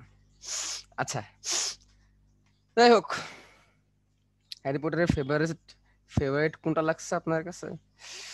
ফেভারিট বললে যদি বলি, প্রাইমারি ভাবে বাচ্চাকালে ফেভারিট লাগছে হচ্ছে প্রিজনার অফ আজকাবান। আর পরে যদি ভালো লাগছে যদি বলি তাহলে বলবো ডেথলি হ্যালোসটাই তো ভালো, ডেথলি হ্যালোসটাই তো সব থেকে ভালো। ঠিক আছে, ওকে। মার্ভেল অ্যাভেঞ্জার্স শুরু হয়ে গেছে রে ভাই। হ্যাঁ, মার্ভেল অ্যাভেঞ্জার্স এর ফ্যান আমি, মার্ভেলের মুভি আমি সবগুলা দেখছি এ টু জেড, একদম পুরোটা সবটা দেখছি, এবং এখন ওয়ান্ডা ভিশনও দেখা শুরু করছি। ওকে, আচ্ছা চলো, তো এবার আমরা আহ নগ্নবীজি সাইকাসটা দেখি। সাইকাস হচ্ছে নগ্নবীজি উদ্ভিদের, নগ্নবীজি হচ্ছে সাইকাসের একটা, মানে সাইকাস হচ্ছে নগ্নবীজি উদ্ভিদের একটা কমন একটা মানে এক্সাম্পল, এটা দিয়ে খুবই মানে কমন এটা এক্সাম্পল। তো নগ্নবীজি উদ্ভিদের মধ্যে সাইকাসের যে বিশাল প্রাধান্য আছে, তোমরা যারা মিরপুরে থাকো বোটানিক্যাল গার্ডেনে গেলে, বোটানিক্যাল গার্ডেনের শুরুতেই তোমরা হচ্ছে এই সাইকাস দেখতে পারবা। তাছাড়া সংসদ ভবনের মধ্যে সাইকাস আছে, অনেক কলেজেও সাইকাস আছে। যেমন মিরপুরের, আমি যেহেতু মিরপুর থেকে, মিরপুর গুলো এক্সাম্পল বারবার হয়নি, বিসিআইসি কলেজ যেটা আছে মিরপুরের, বিসিআইসি কলেজেও এখানে ভিতরেই সাইকাস আছে। তারপরে আদমজিতেও কিন্তু সাইকাস আছে, হ্যাঁ আমি যতটুকু দেখছি আর কি। বিএফ শাইনের ভিতরেও সাইকাস আছে, মাইলস্টোনের ভিতরেও সাইকাস আছে, যেগুলো যেগুলো আমি জানি আর কি। হ্যাঁ, এগুলোর কথা বললাম আর কি। ওকে, তো এটা হচ্ছে পামফান, এটাকে পামফানের সাথে তুলনা করা হয়, এবং এটাকে জীবন্ত জীবাশ্ম বলা হয়। জীবন্ত জীবাশ্ম বলতে কি, জীবন্ত জীবাশ্ম মানে হচ্ছে, এটা জীবাশ্ম মানে হচ্ছে অনেক আগে ছিল সেই জিনিসটা এখনো পর্যন্ত বিদ্যমান, মানে অনেক আগের ধ্বংসাবশেষের মধ্যে সাইকাসের অস্তিত্ব পাওয়া গেছে, এই জন্য সাইকাসকে জীবন্ত জীবাশ্ম বলা হয়। এই জন্য সাইকাসকে কি বলা হয়, জীবন্ত জীবাশ্ম বলা হয়। ময়মনসিংহ এ সিলভার ক্যাসেল ও সাইকাস আছে, একজন বলছে হ্যাঁ ময়মনসিংহ এ সিলভার ক্যাসেল ও সাইকাস আছে, এটা আমি জানি, আমি গেছি, আমি দেখছি, আমার বাসা ময়মনসিংহ। ওকে, তো ভাই ওয়ান্ডা মিশন কি একটু বুঝাই দিবেন? আচ্ছা বুঝাবো না, পরে বুঝাবো না। আচ্ছা, তো বাংলাদেশের তিনটা প্রজাতি দেখা যায়, এদের কোরালয়েড মূল দেখা যায়। কোরালয়েড মূলটা কি? এদের মূলটার, এদের মূলে মাটির যে মূল ভিতরে থাকে, এই মূলে এক রকমের ব্যাকটেরিয়া জন্মায়, ব্যাকটেরিয়া জন্মে মূলগুলোকে খেয়ে ফেলে, তখন এটা সমুদ্রের কোয়ালের মতো হয়। ঠিক আছে, এটা কোয়ালয়েড মূল বলে। কচি পাতায় সার্সিনেট ভার্নেশন দেখা যায়, যেরকম ফার্নের মতো। এদের দিন নিষেক ঘটনা স্বাভাবিক ঘটবে কেমনে? এরা তো হচ্ছে, এদের গর্ভাশয় নেই, কিছুই নেই। ওকে, তারপরে এদের হচ্ছে লিপ স্কার দেখা যায় স্বাভাবিক, নগ্নবীজির বৈশিষ্ট্য হচ্ছে লিপ স্কার থাকা। তারপর হচ্ছে শুক্রাণু হচ্ছে উদ্ভিদের মধ্যে সব থেকে বৃহৎ, এই কথাটা খুবই গুরুত্বপূর্ণ। মানে এদের আর কিছু থাকুক আর না তো, বড় বড় শুক্রাণু আছে। ঠিক আছে, লাটিমের মতো, তাও আবার ভাবা যায় এগুলা সচল এবং বহু ফ্লাজেলা বিশিষ্ট, মানে সব বেলায় এরা ছোট, এই বেলায় তারা একেবারে খুব এক্সপার্ট, বিশাল বড় বড় সাইজের লাটিম শেপের, লাটিম শেপের কি আছে, শুক্রাণু আছে উদ্ভিদ কুলের মধ্যে সব থেকে বড়। এত বড় শুক্রাণু অন্য কোনো উদ্ভিদের নাই। ঠিক আছে, আচ্ছা হইল। এবং এদের আর্কিগোনিয়াম তৈরি হয় স্বাভাবিক, দিন শেষে এসে তো মাইরা দিবে একটা জায়গায়। ঠিক আছে, দিন শেষে যে একটা জায়গায় এসে মারবে, এসে মাইরে দিল আর্কিগোনিয়াম, এবং প্রমাণ করে দিল যে আমি স্টিল ছোট লোক, ছোট লোকই আছি, আমি এখনো পর্যন্ত বড় লোক হই নেই। ঠিক আছে, এই জায়গায় এসে মেরে দিছে। আচ্ছা, তো সাইকাসের গুরুত্ব কি? সাইকাসের গুরুত্ব হচ্ছে এগুলা এইগুলা এগুলা করা যায়, এইগুলা এগুলা একটু পড়ে নিবা, হ্যাঁ। আমি আর এগুলা বলতে চাচ্ছি না, এগুলো আসলে বললেই অতিরিক্ত, হ্যাঁ। এগুলো তোমরা নিজেরাই পারবা, পড়লেই পারবা, এগুলা রিডিং দিবা, তবে রিটেন আসতে পারে। এ দেখো সাইকাসের ফল সংগ্রহ করতেছে, মানে বীজ সংগ্রহ করতেছে, এই বীজটা দিয়ে পরে বার্লি থেকে বানাবে।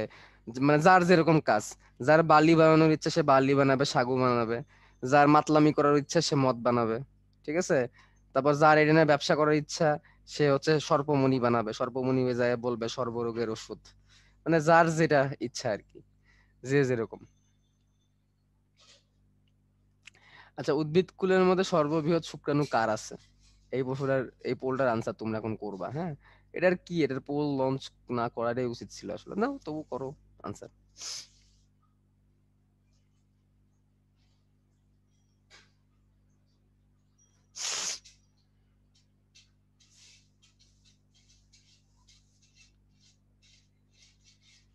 আচ্ছা, নাও, দেখতে পারতেছি তোমরা 96%, 97% স্টুডেন্ট রাইট অ্যান্সার দিছো। আনসার হচ্ছে সাইকাস, সাইকাস, সাইকাস। তাও 100% হলো না। আবৃত বীজিতে চলে যাই। আবৃত বীজি স্পোরোফাইটিক, স্টিলনস স্পোরোফাইটিক, স্পোরোফাইটিক থাকবে। মানে এতদিন পরে এরা বড় লোকস হয়েছে, বুঝছো, এরা এখন বড় লোকস। এদের সবকিছুই মনে মনে করো যে একদম হাইফাই, হ্যাঁ। এদের, এরা আর গরিব নাই, এরা এখন বড় লোকসে পরিণত হয়েছে। এদের মধ্যে আর আর্কিগোনিয়াম দেখা যাবে না, এদের শুক্রের মধ্যে কোনো ফ্লাজেলা দেখা যাবে না, এরা কোনো উল্টাপাল্টা কিছু করবে না। মানে এরা সব দিক থেকে ভালো আর কি, এরা হচ্ছে বড় লোকস, বুঝছে, এরা হচ্ছে কি, বড় লোকস। ওকে, তো এদের গর্ভাশয়ে গর্ভদণ্ড, গর্ভমুণ্ড থাকবে, এগুলা থাকবে। ওকে, এদের ফল তৈরি হবে স্বাভাবিক, গর্ভাশয় যেহেতু আছে ফল হইছে। এদের দিন নিষেক ঘটবে। এদের শুক্রাণুর মধ্যে ফ্লাজেলা নাই, ভেরি গুড। এদের আর্কিগোনিয়াম নাই, খুব সুন্দর, চৌধুরী সাহেব বড়লোক হয়ে গেছে। এদের যা এদের, এদের ভেজাল থাকবে জাইলেমে, ফ্লোয়েমে সঙ্গী কোষ থাকবে, খুব সুন্দর, খুব সুন্দর, বাড়িঘর সবকিছুই আছে। এদের আবার বীজ যেহেতু আছে, তাহলে বীজপত্রও থাকবে, একবীজপত্রী হইতে পারে, দ্বিবীজপত্রী হইতে পারে। মানে অতঃপর এরা কি হইলো, এরা বড়লোক হয়ে গেল, চৌধুরী সাহেবে পরিণত হয়ে গেছে এরা। ওকে, তো এদের প্রধান মূল থাকে, গুচ্ছমূল থাকে। যদি তারা দ্বিবীজপত্রী হয় তাহলে প্রধান মূল থাকবে, একবীজপত্রী হলে গুচ্ছমূল থাকবে। যেমন ধরো ধান গাছে থাকে এরকম গুচ্ছমূল, এই যে গুচ্ছমূল। আম জাম কাঁঠাল লিচু কমলা আসমানি বেগুনি ইউরেনাস নেপচুন প্লুটো এই টাইপের যেগুলো আছে, এগুলোর মধ্যে থাকবে হচ্ছে প্রধান মূল, হ্যাঁ, এগুলো হচ্ছে প্রধান মূল। প্রধান মূল মাটির অনেক গভীরে যায়। প্রধান মূল হচ্ছে দ্বিবীজপত্রী উদ্ভিদের বৈশিষ্ট্য। আচ্ছা, আর্কিগোনিয়াম কি? আর্কিগোনিয়াম মানে স্ত্রী যৌনাঙ্গ। অ্যান্থেরিডিয়াম কি? অ্যান্থেরিডিয়াম মানে পুং যৌনাঙ্গ। অনেকে জিজ্ঞেস করছো, এই জন্য বলে দিলাম। জালিকা শিরাবিন্যাস, সমান্তরাল শিরাবিন্যাস, পাতার মধ্যে দেখা যায়। এই দেখো এই পাতাটা, এটা হচ্ছে দ্বিবীজপত্রী পাতা। ঠিক আছে, এটা হচ্ছে দ্বিবীজপত্রী পাতা, বানানটি কি হইলো, বানানটা মনে হয় ভুল হয়েছে। আর এটা হচ্ছে একবীজপত্রী পাতা। তো একবীজপত্রী যেমন ধান পাতা, ধান পাতা দেখবা ধান পাতায় দেখবে এরকম শিরার মতো থাকে, এরকম সমান্তরাল শিরা বিন্যাস থাকে। আর আম পাতা জোড়া জোড়া মারবো চাবুক চারবো ঘোড়া, ওরে বেবি সরে দ্বারা আসছে আমার ছাগল ঘোড়া। তো এরকম যখন হয় আম পাতা, এদের ভিতরে কিন্তু জালিকা শিরা বিন্যাস দেখা যায়। তাহলে জালিকা শিরা বিন্যাস দ্বিবীজপত্রী, সমান্তরাল শিরা বিন্যাস একবীজপত্রী, এই কথাগুলো জানবে। ঠিক আছে? তো বিরুৎ, গুল্ম, উপগুল্ম, বৃক্ষ এগুলো পড়বা তোমরা। তারপরে এটা খুবই গুরুত্বপূর্ণ, অ্যাস্টিবেশন বা পুষ্পপত্র বিন্যাস, অ্যাস্টিবেশন বা পুষ্পপত্র বিন্যাস, এটা খুবই গুরুত্বপূর্ণ। আচ্ছা, গুরুত্বপূর্ণ গুরুত্বপূর্ণ বলতে বলতে তো ভালো একটা জিনিস মনে পড়ে গেল আমার। একটু দাঁড়াও, আমার একটু সময় দাও, 1 মিনিট, 1 মিনিট একটু পজ করলাম।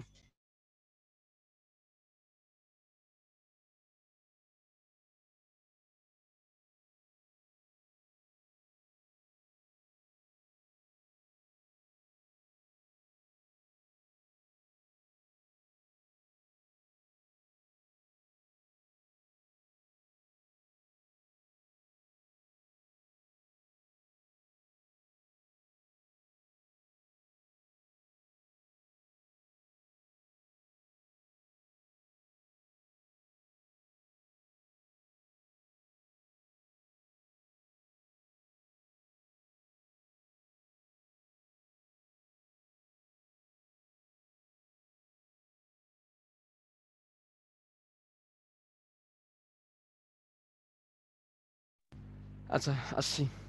তো যেটা বলতেছিলাম, পুষ্পপত্র বিন্যাস, পুষ্পের নিচে যে পত্র থাকে সেই পত্রের বিন্যাসটা কেমন, এটাই পুষ্পপত্র বিন্যাস। ফুলের নিচে এরকম মানে ছোট ছোট কচি সবুজ সবুজ পাতার মতো থাকে, এখান থেকে পরে ফুলের পাপড়িগুলা বের হয়। এই দেখো একটা পাপড়ি বের হইলো, এই ধরো একটা পাপড়ি বের হইলো, এরকম পাপড়িগুলা বের হয়। হ্যাঁ, নিচের দিকে এরকম কচি পাতার মতো থাকে, এগুলো হচ্ছে পুষ্পপত্র বিন্যাস। তো এইখানে এটা এরকম হইতে পারে ওপেন বা মুক্ত, মানে একটার সাথে একটা লাগানো না। আরেকটা হতে পারে প্রান্তস্পর্শী, মানে একটার সাথে একটা কি লাগানো, যদিও দূরে দেখতে একই রকম হয়ে গেছে। ওকে, প্রান্তস্পর্শী, পাতাগুলো একটা সাথে একটা লাগানো। পাতাগুলো পাকানো হইতে পারে, টুইস্টেড হইতে পারে, মানে একটার মধ্যে একটা ঢুকে গেছে এরকম একটা অবস্থা, বুঝছো? একটার মধ্যে একটা জোরাজুরি করে বসে আছে এরকম একটা অবস্থা। ইমব্রিকেট হইতে পারে, ইমব্রিকেট মানে হচ্ছে একটা ধরো পুরোপুরি ভিতরে ঢুকে বসে আছে, আবার আরেকজন ধরো জায়গায় পায় না, একদম বাইরে বসে আছে। আরেকজন ধরো একটু ঢুকছে আবার একটু বের হয়ে আছে, মানে যে যার মতো ইচ্ছা। আরেকটা হতে পারে কুইনকানসিয়াল, কুইনকানসিয়ালটাও একটু ওই টাইপেরই একটু, মানে কুইনকানসিয়াল আর ইমব্রিকেটের মধ্যে একটা মেজর ডিফারেন্স তুমি পাবা। ইমব্রিকেটের মধ্যে দেখবা যে একটা ভিতরে পুরোপুরি ঢুকা, একটা একদম পুরোপুরি বাইরে। এখানেও এরকম দেখা যাবে, বাট একটু ডিফারেন্স আছে। দেখা যাবে যে একটা অর্ধেক ঢুকে আছে, একটা পূর্ণাঙ্গভাবে ঢুকে আছে, এরকম একটা পার্থক্য দেখা যাবে। এটা কিন্তু ইন্ডিকেটরের মধ্যে নাই। ইন্ডিকেটর কুইন গাছের মধ্যে সামান্য একটু পার্থক্য আছে, আর ভ্যাক্সিলারি পুরোপুরি আলাদা। তো এখান থেকে উদাহরণগুলো পড়তে হবে।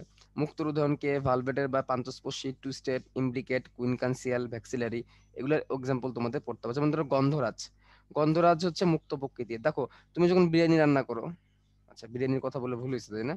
আচ্ছা, তো তুমি যখন কোনো ভালো খাবার রান্না করো, রান্না করে তখন সেটাকে যদি ঢাকনাটা ঢাকনাটা ওপেন করে রেখে দাও, তাহলে এর গন্ধ চারিদিকে কি হয়ে যাবে, ছড়ায় যাবে। ঠিক আছে? তাহলে মুক্তগুলা গন্ধ ছড়ায় যায়। কোনো কিছু মুক্ত করে রাখলে বা ওপেন করে রাখলে এটা গন্ধ চারিদিকে কি হয়ে যাবে, ছড়ায় যাবে। তা ভালভেট বা প্রান্তস্পর্শী, ঠিক আছে? তো এগুলো আসলে তোমরা অনেকভাবে মনে রাখতে পারো, তোমাদের যার যেভাবে মনে রাখা সেভাবে তোমরা মনে রাখো। এখানে আমি আর কোনো ছন্দ দিতে যাচ্ছি না, মানে এখানে ছন্দ দিলে পেঁচায় যাবে, ছন্দ আমি এর পরেরটাই দিব। ঠিক আছে? এখানে ছন্দ দিলে পেঁচায় যাবে। ঠিক আছে? যেমন কুইন কানসিলের মধ্যে একটা ছন্দ ব্যবহার করতে পারো, এটা পরীক্ষা আসে বলে বলতেছি, কুইক পেস্ট, কুইক পেস্ট, কুইন কানসিয়াল, পেয়ারা, সরিষা, কুইক পেস্ট। ঠিক আছে? তারপরে ভ্যাক্সিলারি বা ইমব্রিকেট থেকে মনে রাখতে পারো ইমির কাক, দিতে চাইছিলাম না তাও দিয়ে দিই। ইমির কাক, কালকাসুন্দা, ইমি, ইমব্রিকেট। ঠিক আছে? আচ্ছা, বাদল লাঠি এটা না পড়লেও চলবে, এটা তোমাদের আবুল হাসান স্যারের বইয়ে না, এটাকে স্কিপ করতে পারো, এটা গাছে, এটা একটা হলুদ রঙের ফুল হয় এই গাছের মধ্যে। ওকে,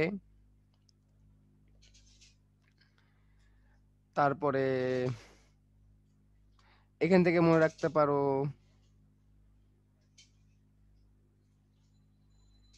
এখান থেকে আর দরকার নেই, এখান থেকে জাস্ট তোমরা জাস্ট কয়েকটা যেগুলো আছে এগুলো তোমরা পড়ো। এখান থেকে যত বেশি ছন্দ দিবে তত বেশি পেঁচাবে। ঠিক আছে? এগুলো ছন্দ দরকার নেই, যে কটা বলছি এই কটা মনে রাখো, এনাফ। তো তবে যেটা ছন্দ দরকার বা ছন্দ দিলে বেশ ঝামেলা হয়, বুঝছো? যেটা ছন্দ দিয়ে রাখে সেটা হচ্ছে প্লাসেন্টেশন, অমরা বিন্যাস। সেখান থেকে একটা মজার ছন্দ দিয়ে দিই, এটা পড়লে হয়তো বা তোমাদের ভালো হবে। অমরা বিন্যাসটা কি? একটা ফুলের গর্ভাশয়কে কাটলে সেটা দেখতে কেমন হবে, সেটার ভিতরে গর্ভাশয়ের পজিশন গুলো কেমন থাকবে, এটা হচ্ছে প্লাসেন্টেশন বা অমরা বিন্যাস। হ্যাঁ, তো এই প্লাসেন্টেশন বা অমরা বিন্যাস এটা দেখো এখানে আছে হচ্ছে এক প্রান্তীয়। এক প্রান্তীয়র মধ্যে এক্সাম্পল হচ্ছে মটর আর শিম। মটর আর শিম, মটর আর শিম, এই যে যে, এটাকে আমরা এক প্রান্তীয় বলছি, একটা প্রান্তে খোলা থাকবে। ওকে, তো এখানে তোমরা চাইলে একটা ব্যবহার করতে পারো, সেটা হচ্ছে মাসিম আজ ফ্রিতে নুডলস খেলো, ফ্রিতে নুডলস খেলো, সেখানে সে, সেখানে সে দিয়ে কোনো কিছু থাকবে না, সেখানে সে বেসূত্রী, মানে সুতা নাই এরকম, বেসূত্রী শীর্ষ ধলা দেখে, শীর্ষ ধলা সুপার সাপ দেখে, মানে অনেক বড় দেখে সাপ, মানে মাথা নাই এরকম বড় একটা সাপ দেখে, সুপার সাপ দেখে, দেখে দিয়ে কিছু নাই, প্যারালাইজড হয়ে গেল, প্যারালাইজড হয়ে গেল। মানে সে নুডলস খাইতে গেছিল, নুডলসটাকে দেখে সে সাপের মতো মনে হলো, এটা দেখে সে একদম প্যারালাইজড হয়ে গেল। ঠিক আছে, তো মাসিম, মাসিম থেকে মনে রাখবে মার্জিনাল, মটরশুটি আর শিম, মাসিম। আচ্ছা, ফ্রিতে নুডলস খেলো, ফ্রি তে নুডলস, নুনিয়া শাক, তাহলে ফ্রি নুডলস, ফ্রিতে নুডলস। আচ্ছা, তারপরে হচ্ছে বেসূত্রী ধর, বেজাল সূর্যমুখী ত্রি ধরা, বেসূত্রী ধরা, বেসূত্রী ধর, মানে মাথা মাথা নাই। তারপরে ধরো শীর্ষ ধলা, শীর্ষক ধনিয়া লাল পাতা, শীর্ষ ধলা, সুপার সাপ অনেক বড় সাপ, সুপার সাপ, সুপার সাপ। এইগুলা মনে রাখার থেকে এমনি মনে রাখাই হয়। প্যারালাইজড হয়ে গেল, প্যারালাইজড, এটা তুমি এইভাবে মনে রাখতে পারো, প্যারালাইজড শালা, প্যারালাইজড শালা, শালা প্যারালাইজড হয়ে গেছে। ঠিক আছে, প্যারালাইজড শশা লাউ, শশা লাউ শালা। তো এটা তোমাদের যাদের ছন্দ খুবই প্রিয় তাদের জন্য, আর যাদের ছন্দ দরকার না তারা এমনি মনে রেখো। যাদের ছন্দ খুবই প্রিয়, ছন্দ না দিলে মনে হয় যে আসলে কি জানি এটা দিলাম না, তাদের জন্য দিলাম। ওকে, এবার পুষ্প, গর্ভাশয়, ফল, এগুলো তোমার নিজেরাই পারবা। উপলিঙ্গ ফুল, একলিঙ্গ ফুল, প্রকৃত ফল, অপ্রকৃত ফল, এগুলো তোমার নিজেরাই পড়লে পারবা, এগুলো তোমার নিজেরা পড়বা। হ্যাঁ, তোমাদের হোমওয়ার্ক দিয়ে দিলাম তোমাদের নিজেদের পড়ার জন্য। এখানে এখানে তেমন কিছু নেই, এখানে এক্সাম্পল পড়বা খালি, এখান থেকে খালি কি পড়বা, এক্সাম্পল পড়বা।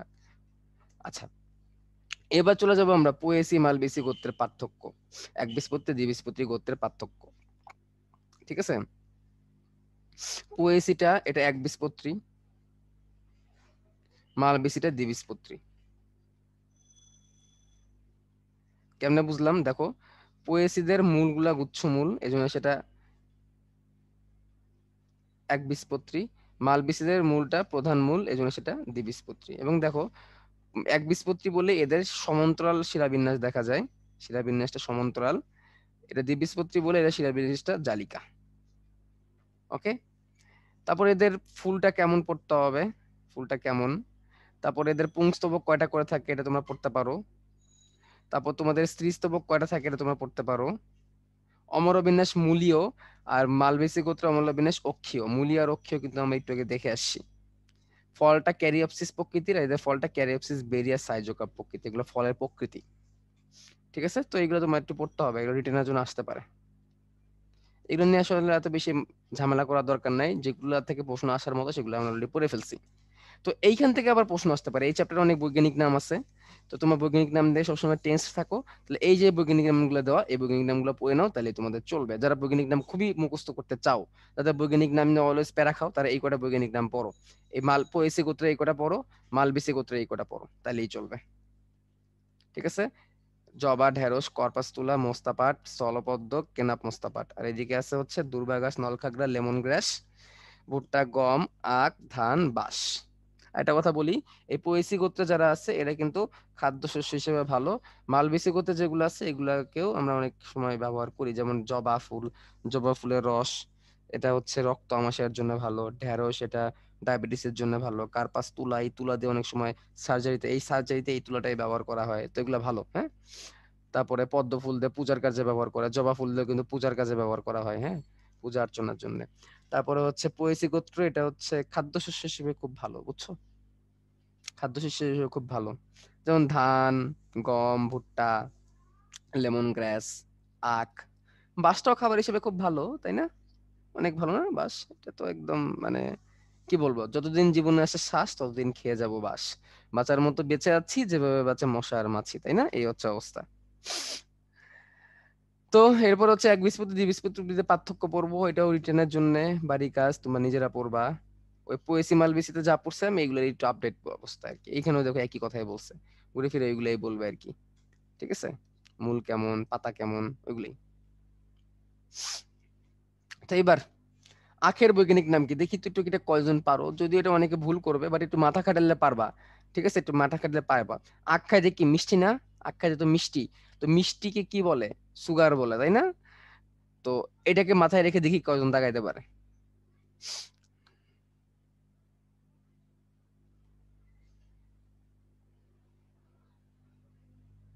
এই অধ্যায়ে অনেক কিছু সংজ্ঞা উদাহরণ আছে, তার মধ্যে স্লাইডের গুলো কি যথেষ্ট? না, বই পড়বা। স্লাইডে যেগুলো থেকে বেশিরভাগ প্রশ্ন আছে সেগুলো দেওয়া হয়েছে। বইয়ের মতো করে যদি এই স্লাইড তুলে দেওয়া হয়, তাহলে এই স্লাইড আজকে সারাদিন ক্লাস নিয়ে, কারণ এখানে প্রত্যেকটা টপিক নিয়ে একদিন মানে 1 ঘন্টা 1 ঘন্টা 2 ঘন্টা ক্লাস নেওয়ার সুযোগ আছে। বাট সেগুলো হচ্ছে না, যেগুলো থেকে বিগত বছর প্রশ্ন আসছে সেগুলো এখানে আমরা দিছি, এবং যেগুলো থেকে আসতে পারে। বাট তুমি যদি আগায় থাকতে চাও, তোমার উচিত হবে বইটা পড়া, অ্যাটলিস্ট কনসেপ্ট বুক বা প্রিপারেশন বুকটা তোমার পড়া উচিত হবে। ঠিক আছে? তাহলে তুমি একটু আগায় থাকবা, বাট এগুলো থেকেই পরীক্ষায় প্রশ্ন বেশি আসছে। ওকে, তাহলে আমি দেখলাম যে তোমরা তোমাদের বেসিক কমন সেন্স দিয়া খুব ভালো আনসার করছো। এটা স্যাক্কারাম, এই স্যাক্কারাম দেখে আমরা আনসারটা করতে পারি। ঠিক আছে? স্যাক্কারাম, স্যাকারাইট, স্যাকারিন, মিষ্টি লাগে খাইতে, আখও লাগে মিষ্টি। ভেরি গুড, তোমাদের বেসিক কমন সেন্স অনেক ভালো।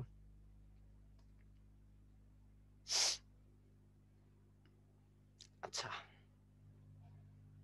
তো লিখিত প্রশ্ন, নগ্নবীজ উদ্ভিদের বৈশিষ্ট্য, সাইকাসকে কেন পামফান বলে, কোরালয়েড মূল কি, জীবন্ত জীবাশ্ম কেন বলে, আবৃতবীজ উদ্ভিদের বৈশিষ্ট্য, একবীজপত্রী দ্বিবীজপত্রী পার্থক্য, মালবেসি পয়েসির পার্থক্য, এগুলো নমুনা প্রশ্ন হিসেবে এগুলো তোমরা পড়বা, ইনশাল্লাহ হয়ে যাবে।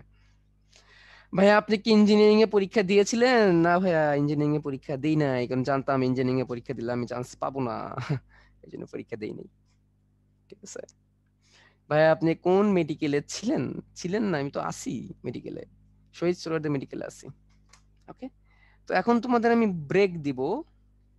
ব্রেক, এই যাবৎকালে সব থেকে বড় ব্রেক দিব। এখন বাজে হচ্ছে 8টা 58। ওকে, 9টা 10-এ আবার শুরু করবো, যাও। লম্বা ব্রেক আছে আমাদের, আর একটা চ্যাপ্টার টিস্যু, তো বিশাল বড় ব্রেক। ওকে,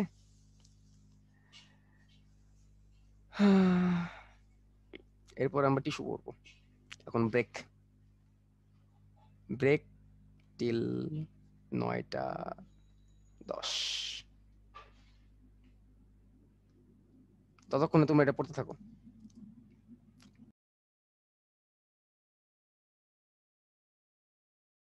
আচ্ছা ঠিক আছে, ব্রেকের পরে গল্প করবো, সমস্যা নেই, ব্রেকের পরে গল্প করবো, আগে আপাতত ব্রেক নাও, আপাতত চোখ বন্ধ করে থাকো। এই জন্য তোমাদেরকে লম্বা লম্বা ব্রেক দিই। ঠিক আছে, আপাতত রেস্ট নাও, রেস্ট নেওয়ার জন্য লম্বা ব্রেক দিছি। এই এর ফাঁকে আবার মোবাইল টোবাইল চাইবো না, এমনিতেই স্লাইড তাকায় থাকতে থাকতে চোখের 12টা বেজে যায়। রেস্ট নাও।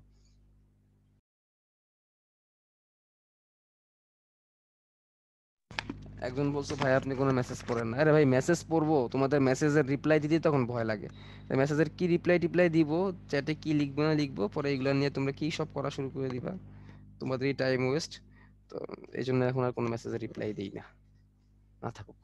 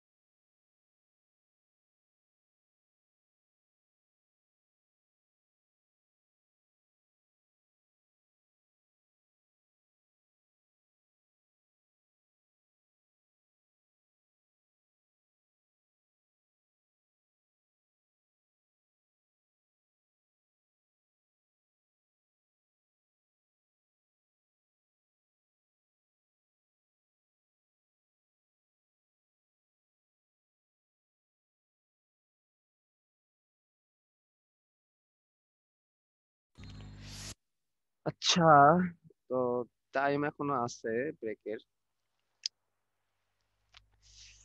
আচ্ছা, তোমাদের যারা যারা আসো, তোমাদের কি অবস্থা? তোমরা, তোমাদের এখানে শীত কেমন একটু বলো তো। আমি এইমাত্র চা খেতে বাইরে গেছিলাম, তো বাইরে যে আমি ভয় পেয়ে গেছি ঠান্ডা দেখা। আমি এক্সপেক্ট করতে পারি নাই এরকম ঠান্ডা পড়ে গেছে ঢাকার মধ্যে। বিশাল খারাপ অবস্থা। হাত পা কাঁপুনি শুরু হয়ে গেছে ঠান্ডায়। ঢাকায় হঠাৎ করে কালকে কালকে সন্ধ্যার পর থেকেই ভালোই শীত পড়ছে, কালকে সন্ধ্যার পর থেকে। এবং আজকে তো মাসাল্লাহ সেই অবস্থা। অবশ্য মাঘ মাস চলে, আছে মাঘ মাসের আর 15-16 দিন। এখন যদি শীতটা না পড়ে আর কবে পড়বে, তাই না? আর এই শীত একটু পড়া ভালো, একটু শীত পড়া ভালো। আর শীত নামের যে কিছু একটা আছে, তাহলে তো শীতও পরে জাদুঘরে চলে যাবে। ঠিক আছে, একটু শীত পড়ুক। ও শীতে অনেকের কষ্ট হয়, যারা হচ্ছে ইয়েতে থাকে তারা একটু কষ্টই হয়, বাইরে বাইরে যেতে কাজ করতে হয়। ঘরের মধ্যে বসে আছি বলে টের পাচ্ছি না।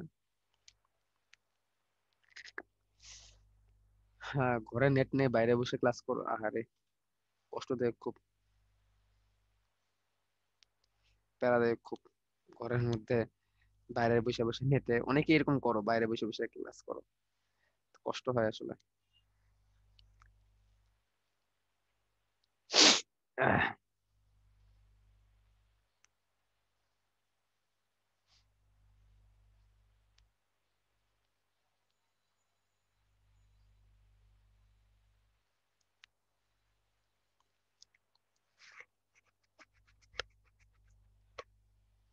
ময়মনসিং কোথায় বাসা আপনার? ময়মনসিং সদরই, ময়মনসিং মেডিকেলের পাশে, চরপাড়ায়।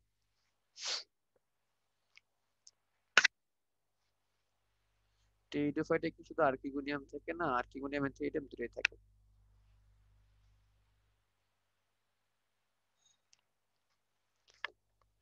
নাটোরে আসেন, শীত বুঝবেন। ঠিক আছে, করোনা ঠিক হোক তারপরে যাব। করোনা আসার পর থেকে, অনলাইন ক্লাস আসার পর থেকে বাইরে ঘুরে বন্ধই হয়ে গেছে।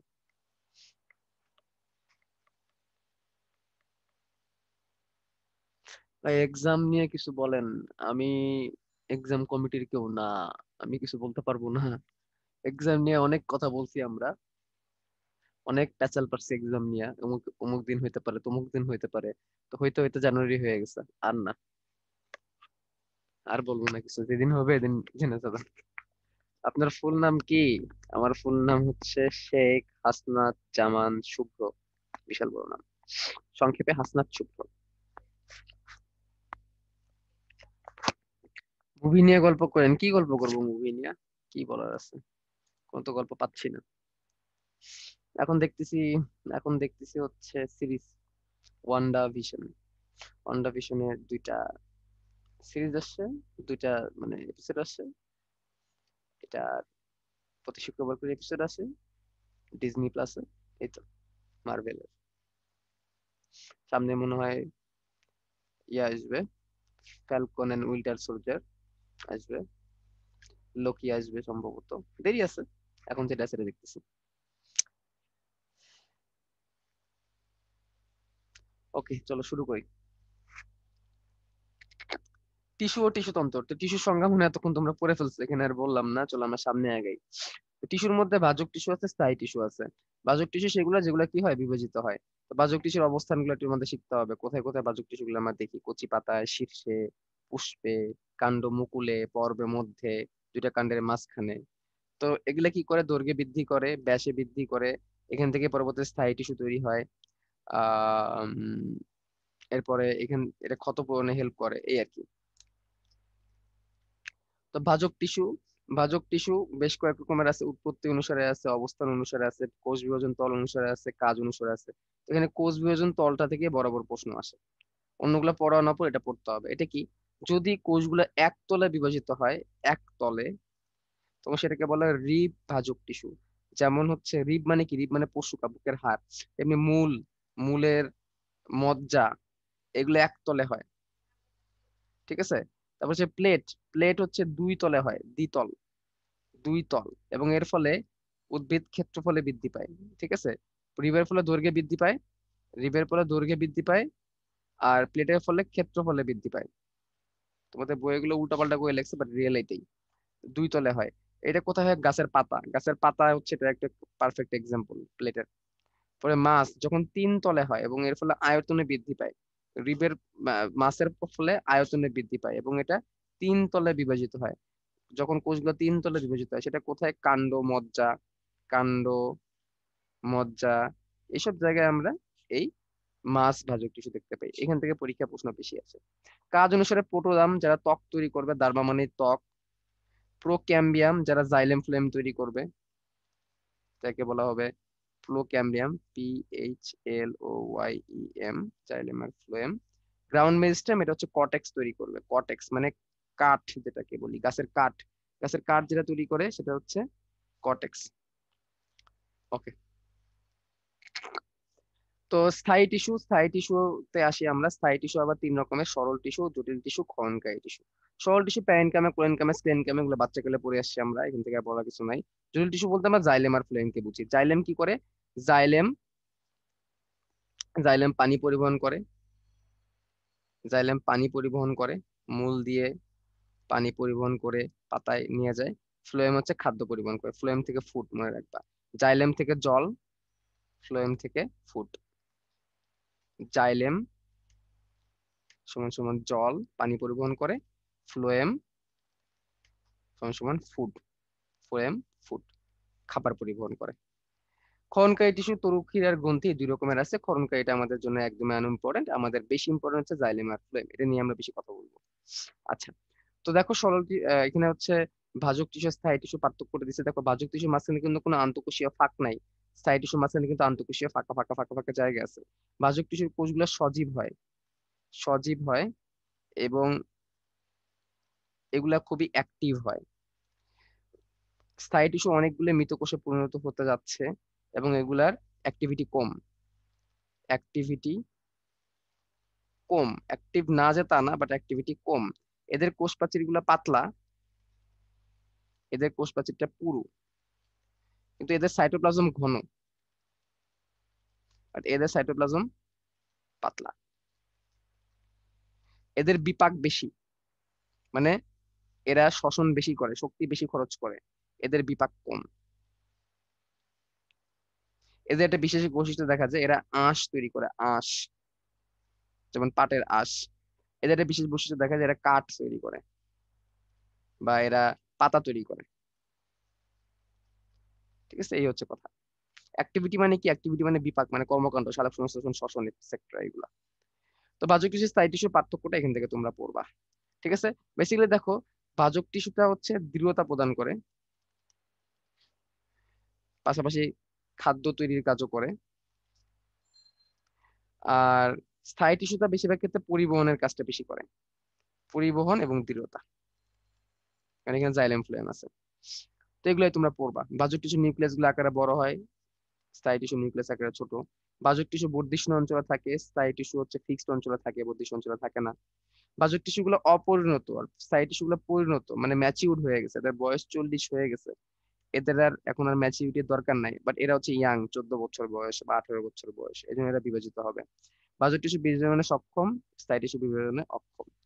ঠিক আছে, ভাজক টিস্যু যেহেতু এরা বাচ্চা, সুতরাং এরা যান্ত্রিক দৃঢ়তা খুব বেশি এটা দিতে পারে না। বাট স্থায়ী টিস্যু যেহেতু বয়স্ক, এদের এক্সপিরিয়েন্স বেশি, সুতরাং এরা যান্ত্রিক দৃঢ়তা দিতে পারে, আমাদের ফ্যামিলির মতোই আর কি। ভাজক টিস্যু খাদ্য তৈরি করে না, স্থায়ী টিস্যু খাদ্য তৈরি করে। এই কথার মধ্যে আমার একটু আবার ঝামেলা আছে। এখানে আমি বলতে চাচ্ছি দুটোই খাদ্য তৈরি করে, সো এই পয়েন্টটা তোমরা এভাবে করে পড়বা না। ভাজক টিস্যু চাইলে খাদ্য তৈরি করতে পারে, চাইলে, যদি সেখানে সালোক সংশ্লেষণ থাকে। ওকে, তো এই পয়েন্টটা আমরা এইভাবে করে পড়বো না। খাদ্য তৈরির কথা এই দুটার মধ্যে রাখতে হবে। আচ্ছা, তারপর টিস্যু তন্ত্র। দেখো আমাদের শরীরে বিভিন্ন রকমের তন্ত্র আছে, পানি পরিবহন তন্ত্র, রেচন তন্ত্র, তারপরে পরিবহন তন্ত্র, অনেক রকমের তন্ত্র আছে না আমাদের? তাহলে গাছেরও থাকবে তন্ত্র, তন্ত্র থাকাতেই স্বাভাবিক। তো গাছের 3টা তন্ত্র আছে, যেমন আমাদের মানুষের ত্বক থাকে, গাছেরও ত্বক থাকে, এটাকে এপিডার্মাল টিস্যু তন্ত্র বলে, এটা ত্বকীয় টিস্যু তন্ত্র বলে। ভিত্তি টিস্যু তন্ত্র বা গ্রাউন্ড টিস্যু তন্ত্র, গাছের কাঁট যেটা, এটাকে ভিত্তি টিস্যু তন্ত্র বলে। আর আমাদের শরীরের মধ্যে রক্তনালিকা আছে খাবার পরিবহন করার জন্য, এদেরও আছে পানি এবং খনিজ লবণ পরিবহনের জন্য ভাস্কুলার টিস্যু তন্ত্র, যেগুলো জাইলেম আর ফ্লোয়েম নিয়ে তৈরি। তাহলে আমাদের যেরকম তন্ত্র আছে, এদেরও তন্ত্র আছে। এদের তন্ত্র কয়টা? 3টা। বিজ্ঞানী শ্যাক্স এটাকে 3টা ভাগে ভাগ করছেন। আচ্ছা, তো প্রথমে আমরা এপিডার্মাল টিস্যু তন্ত্রে চলে আসি, যেটাকে আমরা এপিডার্মিস বলতেছি বা বাইরের ত্বক। এই দেখো একটা গাছের মাঝখান থেকে প্রস্থচ্ছেদ করছে, প্রস্থচ্ছেদ করার পরে সবুজ যে অংশটাই, সবুজ অংশটাই হচ্ছে এপিডার্মিস বা ত্বক। তো এপিডার্মিস বা ত্বক, এটার বাইরে কিউটিকুলার একটা আবরণ থাকতে পারে। এটা যদি কাণ্ডের ত্বক হয়, মূলেরও কিন্তু ত্বক থাকে। মনে রাখবা, মূলের ত্বককে অ্যাপিব্লেমা বলে। মূলের ত্বককে কি বলে? অ্যাপিব্লেমা। অ্যাপিব্লেমা।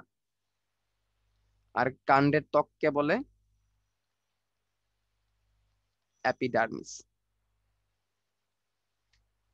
আচ্ছা, জাস্ট এ মিনিট।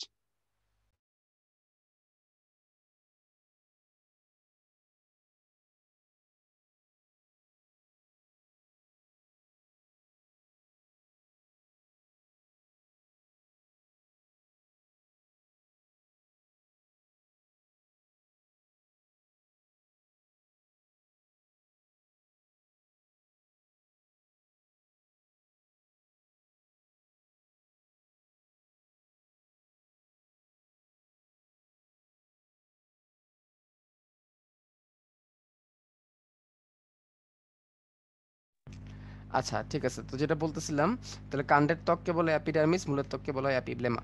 এই কথাটা আমাদের শিখতে হবে, জানতে হবে।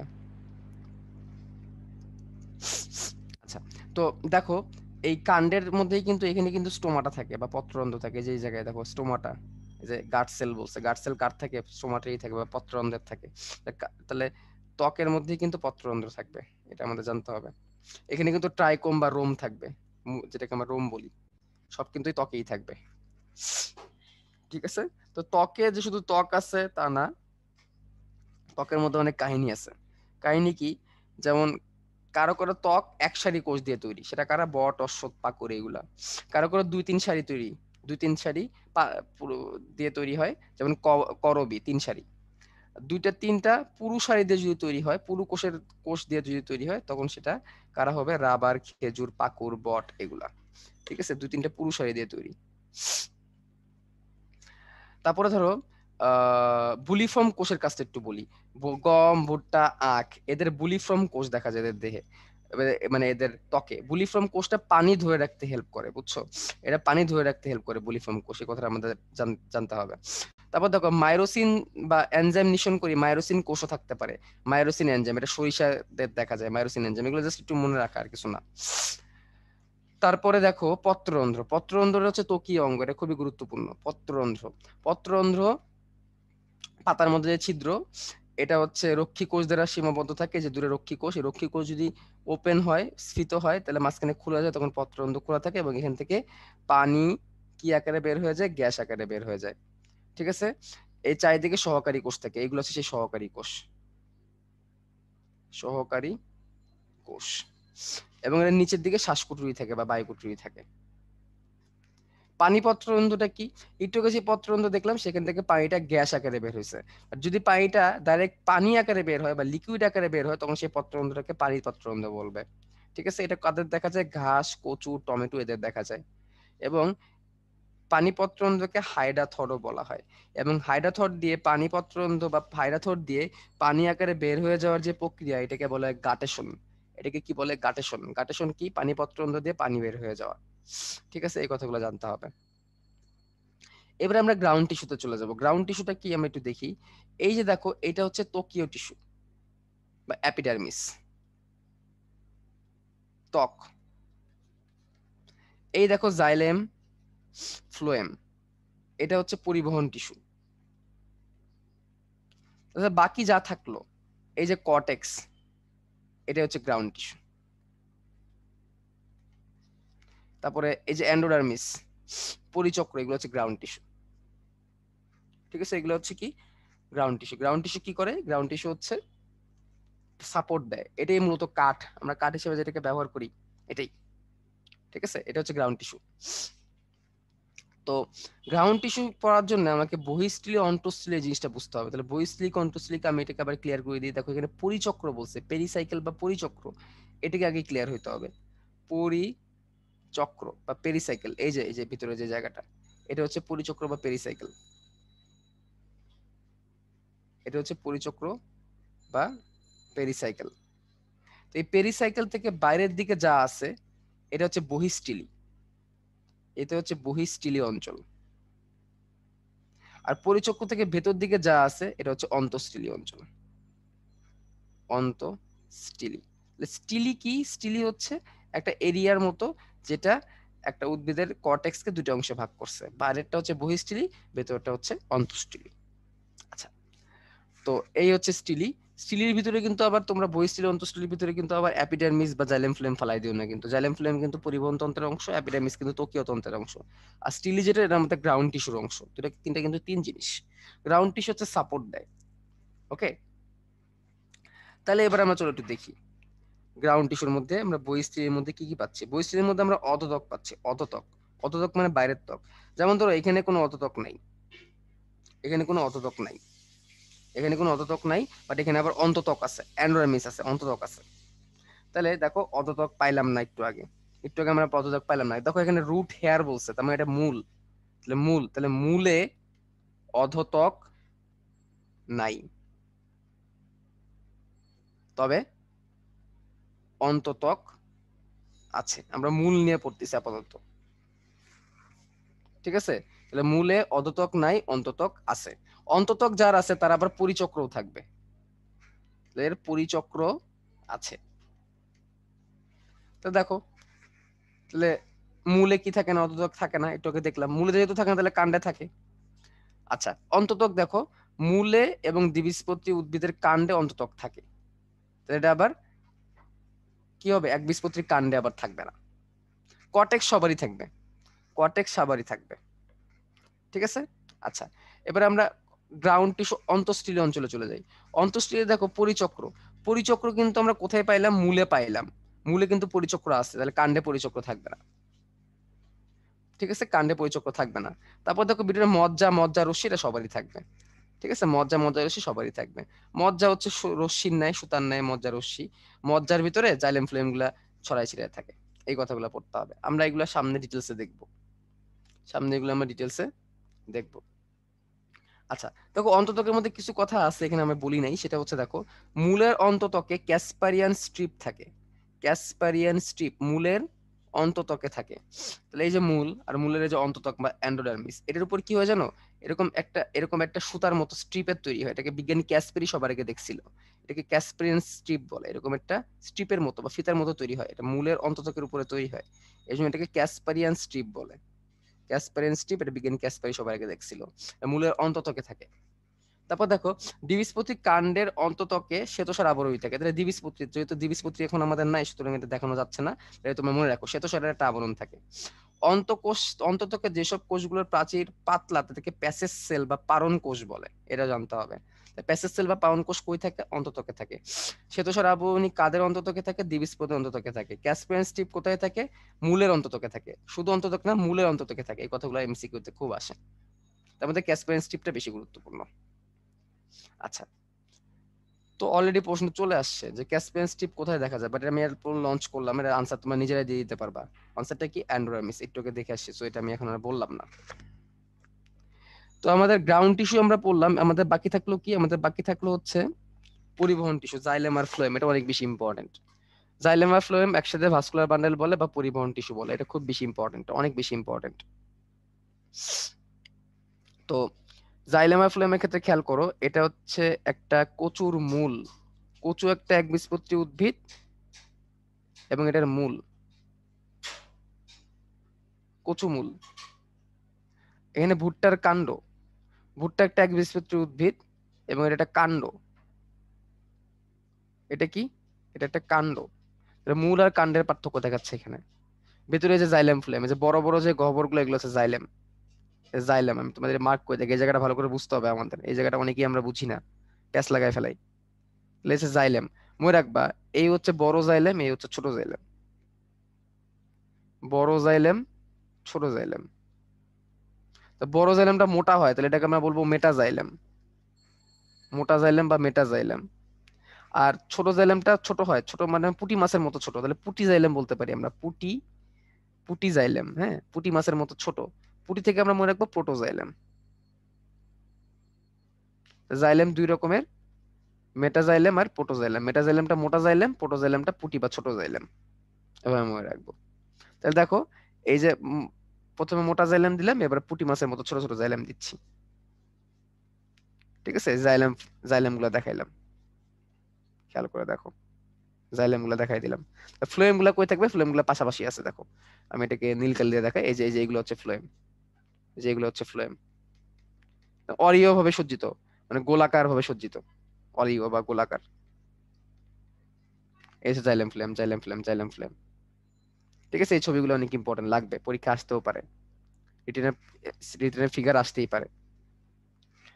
তো খেয়াল করে দেখো, এখানে জাইলেম গুলা বড় থেকে তো ছোটরা তৈরি হয়, তো ছোটরা কোন দিকে? ছোটরা কিন্তু বাইরের দিকে।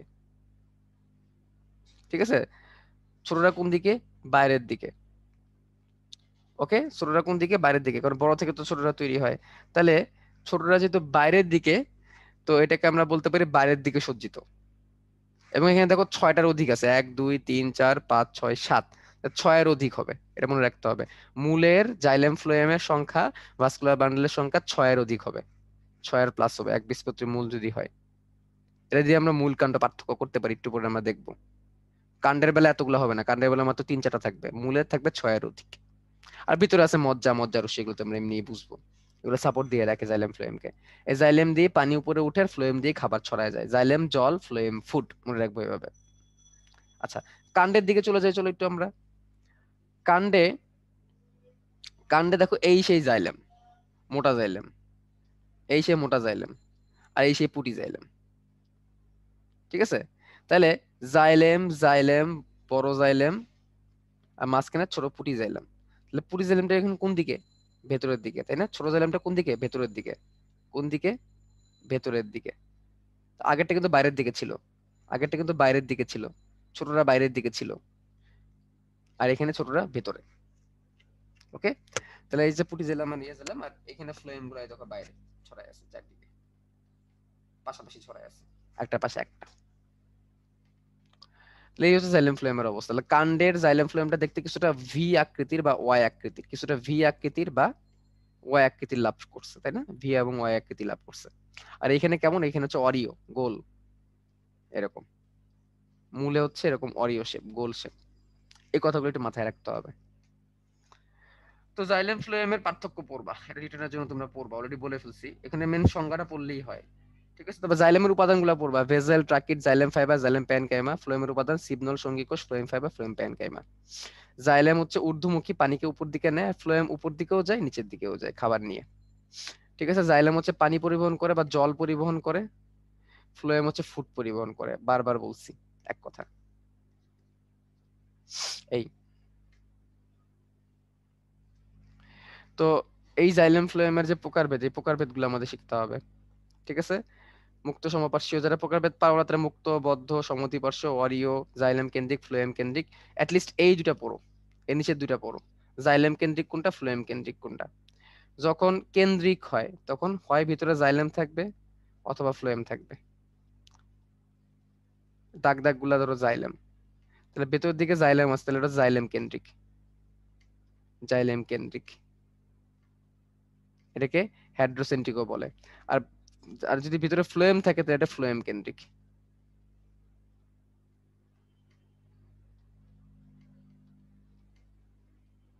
এই হচ্ছে জাইলেম কেন্দ্রিক আর ফ্লোয়েম কেন্দ্রিক। তো এখান থেকে প্রকারভেদ গুলা পড়বা তোমরা। ঠিক আছে, এখান থেকে প্রকার, অ্যাটলিস্ট জাইলেম কেন্দ্রিক আর ফ্লোয়েম কেন্দ্রিক প্রকারভেদটা বেশি আসে পরীক্ষায়, প্রকারভেদ দুটো অ্যাটলিস্ট পড়ো তোমরা। আচ্ছা, এবার হচ্ছে একবীজপত্রীর মূল আর একবীজপত্রী কাণ্ডের অন্তর্গঠনের পার্থক্য, এটা পড়লে আমাদের শেষ। মূল ও কাণ্ডের অন্তর্গঠনের পার্থক্য, একবীজপত্রী, দ্বিবীজপত্রী। দেখো, একবীজপত্রী মূল, একবীজপত্রী যেহেতু মূল, মূলে কিউটিকল থাকবে না, কিউটিকল কাণ্ডে থাকে, কিউটিকল হচ্ছে মোমের আবরণ, এটা কাণ্ডে থাকে, এটা মূলে থাকবে না। তাহলে কিউটিকল নাই মূলে, মূলে রোম থাকবে স্বাভাবিক। মূলের অধোতক ছিল না, আমরা আগেই দেখছিলাম, মূলে অধোতক না, এটা আমরা আগেই দেখে আসছিলাম। বাট কাণ্ডে কিন্তু অধোতক আছে, কাণ্ডে কিন্তু অধোতক আছে, কাণ্ডে কিন্তু আবার রোম নাই, কিন্তু কাণ্ডে আবার কিউটিকল আছে। আচ্ছা, মূলের কর্টেক্সটা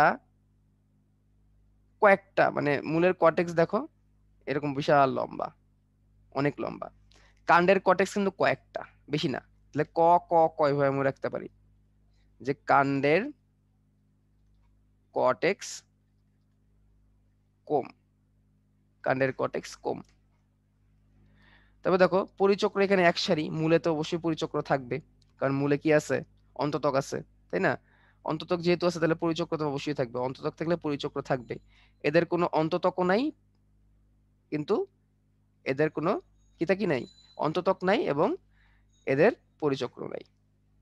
ঠিক আছে, অততক হবে এটা, বাট এদের অততক আছে। এটা কিন্তু আবার ইয়ে ছিল না, এই তোমার যে অততক কিন্তু ছিল না এখানে। আচ্ছা, ভাস্কুলার বান্ডেল অরিও, অরিও মানে কেমন, হচ্ছে গোল গোল গোল গোল, এরকম গোল, 6-এর অধিক। ঠিক আছে, আর এদের ভাস্কুলার বান্ডেলটা কেমন, ওয়াই আকৃতির আর ভি আকৃতির। এরপরে এদের দেখো, এদের মেটাজাইলেম কেন্দ্রের দিকে, প্রোটোজাইলেম বাইরের দিকে, মানে এক্সার্ক। এক্সার্ক মানে কি, বাইরের দিকে, মানে বড়রা ভেতরে, ছোটরা বাইরে। ছোটরা কোথায়, বাইরে। একজন এটাকে এক্সার্ক বলছে, এক্সার্ক মানে বাইরের দিকে। আর এখানে হচ্ছে এন্ডার্ক, কারণ এখানে এই হচ্ছে বড়রা, মাঝখানে হচ্ছে ছোটরা, ছোটরা মাঝখানে, এই জন্য এন্ডার্ক। একটু আগে দেখছি এই যে। আচ্ছা, তারপরে জাইলেমের ফ্লোয়েমের সংখ্যা 6-এর অধিক যদি সেটা মূল হয়, মানে একবীজপত্রী হয়। দ্বিবীজপত্রী হলে তখন আবার 2 থেকে 4টা হবে। এই দেখো পাশে দ্বিবীজপত্রীর ছবি দেওয়া আছে, যে 2 থেকে 4টা, 1টা 2টা 3টা 4টা। একবীজপত্রী হলে 1 2 3 4 5 6 7, মানে কথা 6+। আর দ্বিবীজপত্রী হলে এখানে 3 থেকে 4টা ভাস্কুলার বান্ডলের সংখ্যা। তো এখানে ভাস্কুলার বান্ডলের সংযুক্ত সমদ্বিপার্শ্বীয় এরকম হতে পারে। তাহলে এই যে এই দুইটা পার্থক্য চিত্র সহ আমাদের শিখতে হবে। চিত্রটা দেওয়া হইলেও এতে বৈশিষ্ট্য শিখতে হবে। এটা পরীক্ষা আসতে পারে, ঢাকা ভার্সিটিতে কিন্তু আসছে এগুলো বৈশিষ্ট্য, যে এখানে যে কোনোটাই আসতে পারে পরীক্ষায়। ঠিক আছে, পাশাপাশি ঢাকা ভার্সিটিতে গত বছর দ্বিবীজপত্রী কাণ্ডের বৈশিষ্ট্য আসছিল। তো এটা যে এবার আসবে এমন গ্যারান্টি নেই, বাট একবীজপত্রীর মূল কাণ্ড আসার সম্ভাবনা অনেক বেশি। চিত্র সহ শিখে ফেলবা। চিত্র যে আসবে এমন না, এটা আসলে চিত্র দেওয়া সম্ভব না, বা চিত্র দিয়ে শিখলে তোমাদের এটা ইজি হবে, পার্থক্য করতে ইজি হবে পাশাপাশি রেখে। ঠিক আছে, কোনটিতে হাইড্রোসেন্ট্রিক ভাস্কুলার বান্ডল দেখা যায়? হাইড্রোসেন্ট্রিক মানে কি, একটু আগে দেখাইছিলাম, এটা আনসার করতে পারবা? লাস্টে একটা কঠিন কঠিন পোল হয়ে গেল, তোমাদেরকে আমি একবার দেখায় আসি। এই দেখো হাইড্রোসেন্ট্রিক, নামগুলো একেবারে দেখে নাও। এবার বলো কোনটা হবে আনসার। তুমি চ্যাটে লিখে দাও, চ্যাটে লিখে দাও, তাহলে আমি আনসারটা চ্যাট থেকেই বলে দিব। সুস্মিতা সবার আগে রাইট অ্যান্সার করছো, Sajid right answer, Sajjad right answer, Mahira, Rony, Arifuzzaman, Fayaz, Shova, Jannat, Arnob, Mahfuz, Sajid, Toraj, Rakib right answer, Jannat right answer, সবাই দেখি রাইট অ্যান্সার দিচ্ছে। সজীব রাইট অ্যান্সার, ঐশী, সিদ্রাতুল, রাব্বি হয় না অ্যান্সার তোমার, ফারাবি রাইট অ্যান্সার, সানি তুমিও, হ্যাঁ, সাজ্জাদ, শিহাব, শিহাব নামে একটা ছেলে আছে খালি উল্টা পাল্টা কোশ্চেন করে, নাবিল, নাবিল জয়, গর্বিত, রেজওয়ান, সবাই রাইট অ্যান্সার। টেরিস। আচ্ছা, অ্যাপিডার্মিস কি, ভাস্কুলার বান্ডেল বলতে কি বোঝো, জাইলেম ফ্লোয়েমকে একসাথে ভাস্কুলার বান্ডেল বলে। জাইলেম ফ্লোয়েমের পার্থক্য লিখো। আবারও বলতেছি, জাইলেম জল, ফ্লোয়েম ফুড। বিভিন্ন প্রকার ভাস্কুলার বান্ডেলের বিবরণ, একবীজপত্রী মূলের অন্তর্গঠন দেখাও, দ্বিবীজপত্রী মূলের অন্তর্গঠন দেখাও ও বর্ণনা করো। একবীজপত্রী দ্বিবীজপত্রী পার্থক্য, পানিপত্র কি। তো আমাদের এই ছিল আজকের টোটাল স্লাইডে। তোমাদের সবাইকে ধন্যবাদ এতক্ষণ মনোযোগ দিয়ে ক্লাস করার জন্য। এইগুলাই বাসায় বসে পড়ো। আর আমাদের আজকের স্লাইডগুলোর জন্য এক্সট্রা তেমন কিছু প্রয়োজন পড়বে না, যেগুলো আছে এগুলো পড়লে মেবি এনাফ। বাট তারপরও আমরা বলবো তোমরা একটু প্রিপারেশন বুক বা কনসেপ্ট বুকটা একটু পড়বা। এই, থ্যাংক ইউ ভেরি মাচ। ধন্যবাদ ভাইয়া। ভাই পিডিএফটা একটু আপলোড করে দিন। ওকে ভাইয়া, সবাইকে ধন্যবাদ, তোমরা যারা ধৈর্য সহকারে ক্লাস করছো। ক্লাস শেষে অবশ্যই ডেইলি এক্সাম দিয়ে দিও, আর নেক্সট ক্লাসের জন্য প্রস্তুতি রাখো। আল্লাহ সবাইকে ভালো রাখুক। আল্লাহ হাফিজ, সালামু আলাইকুম।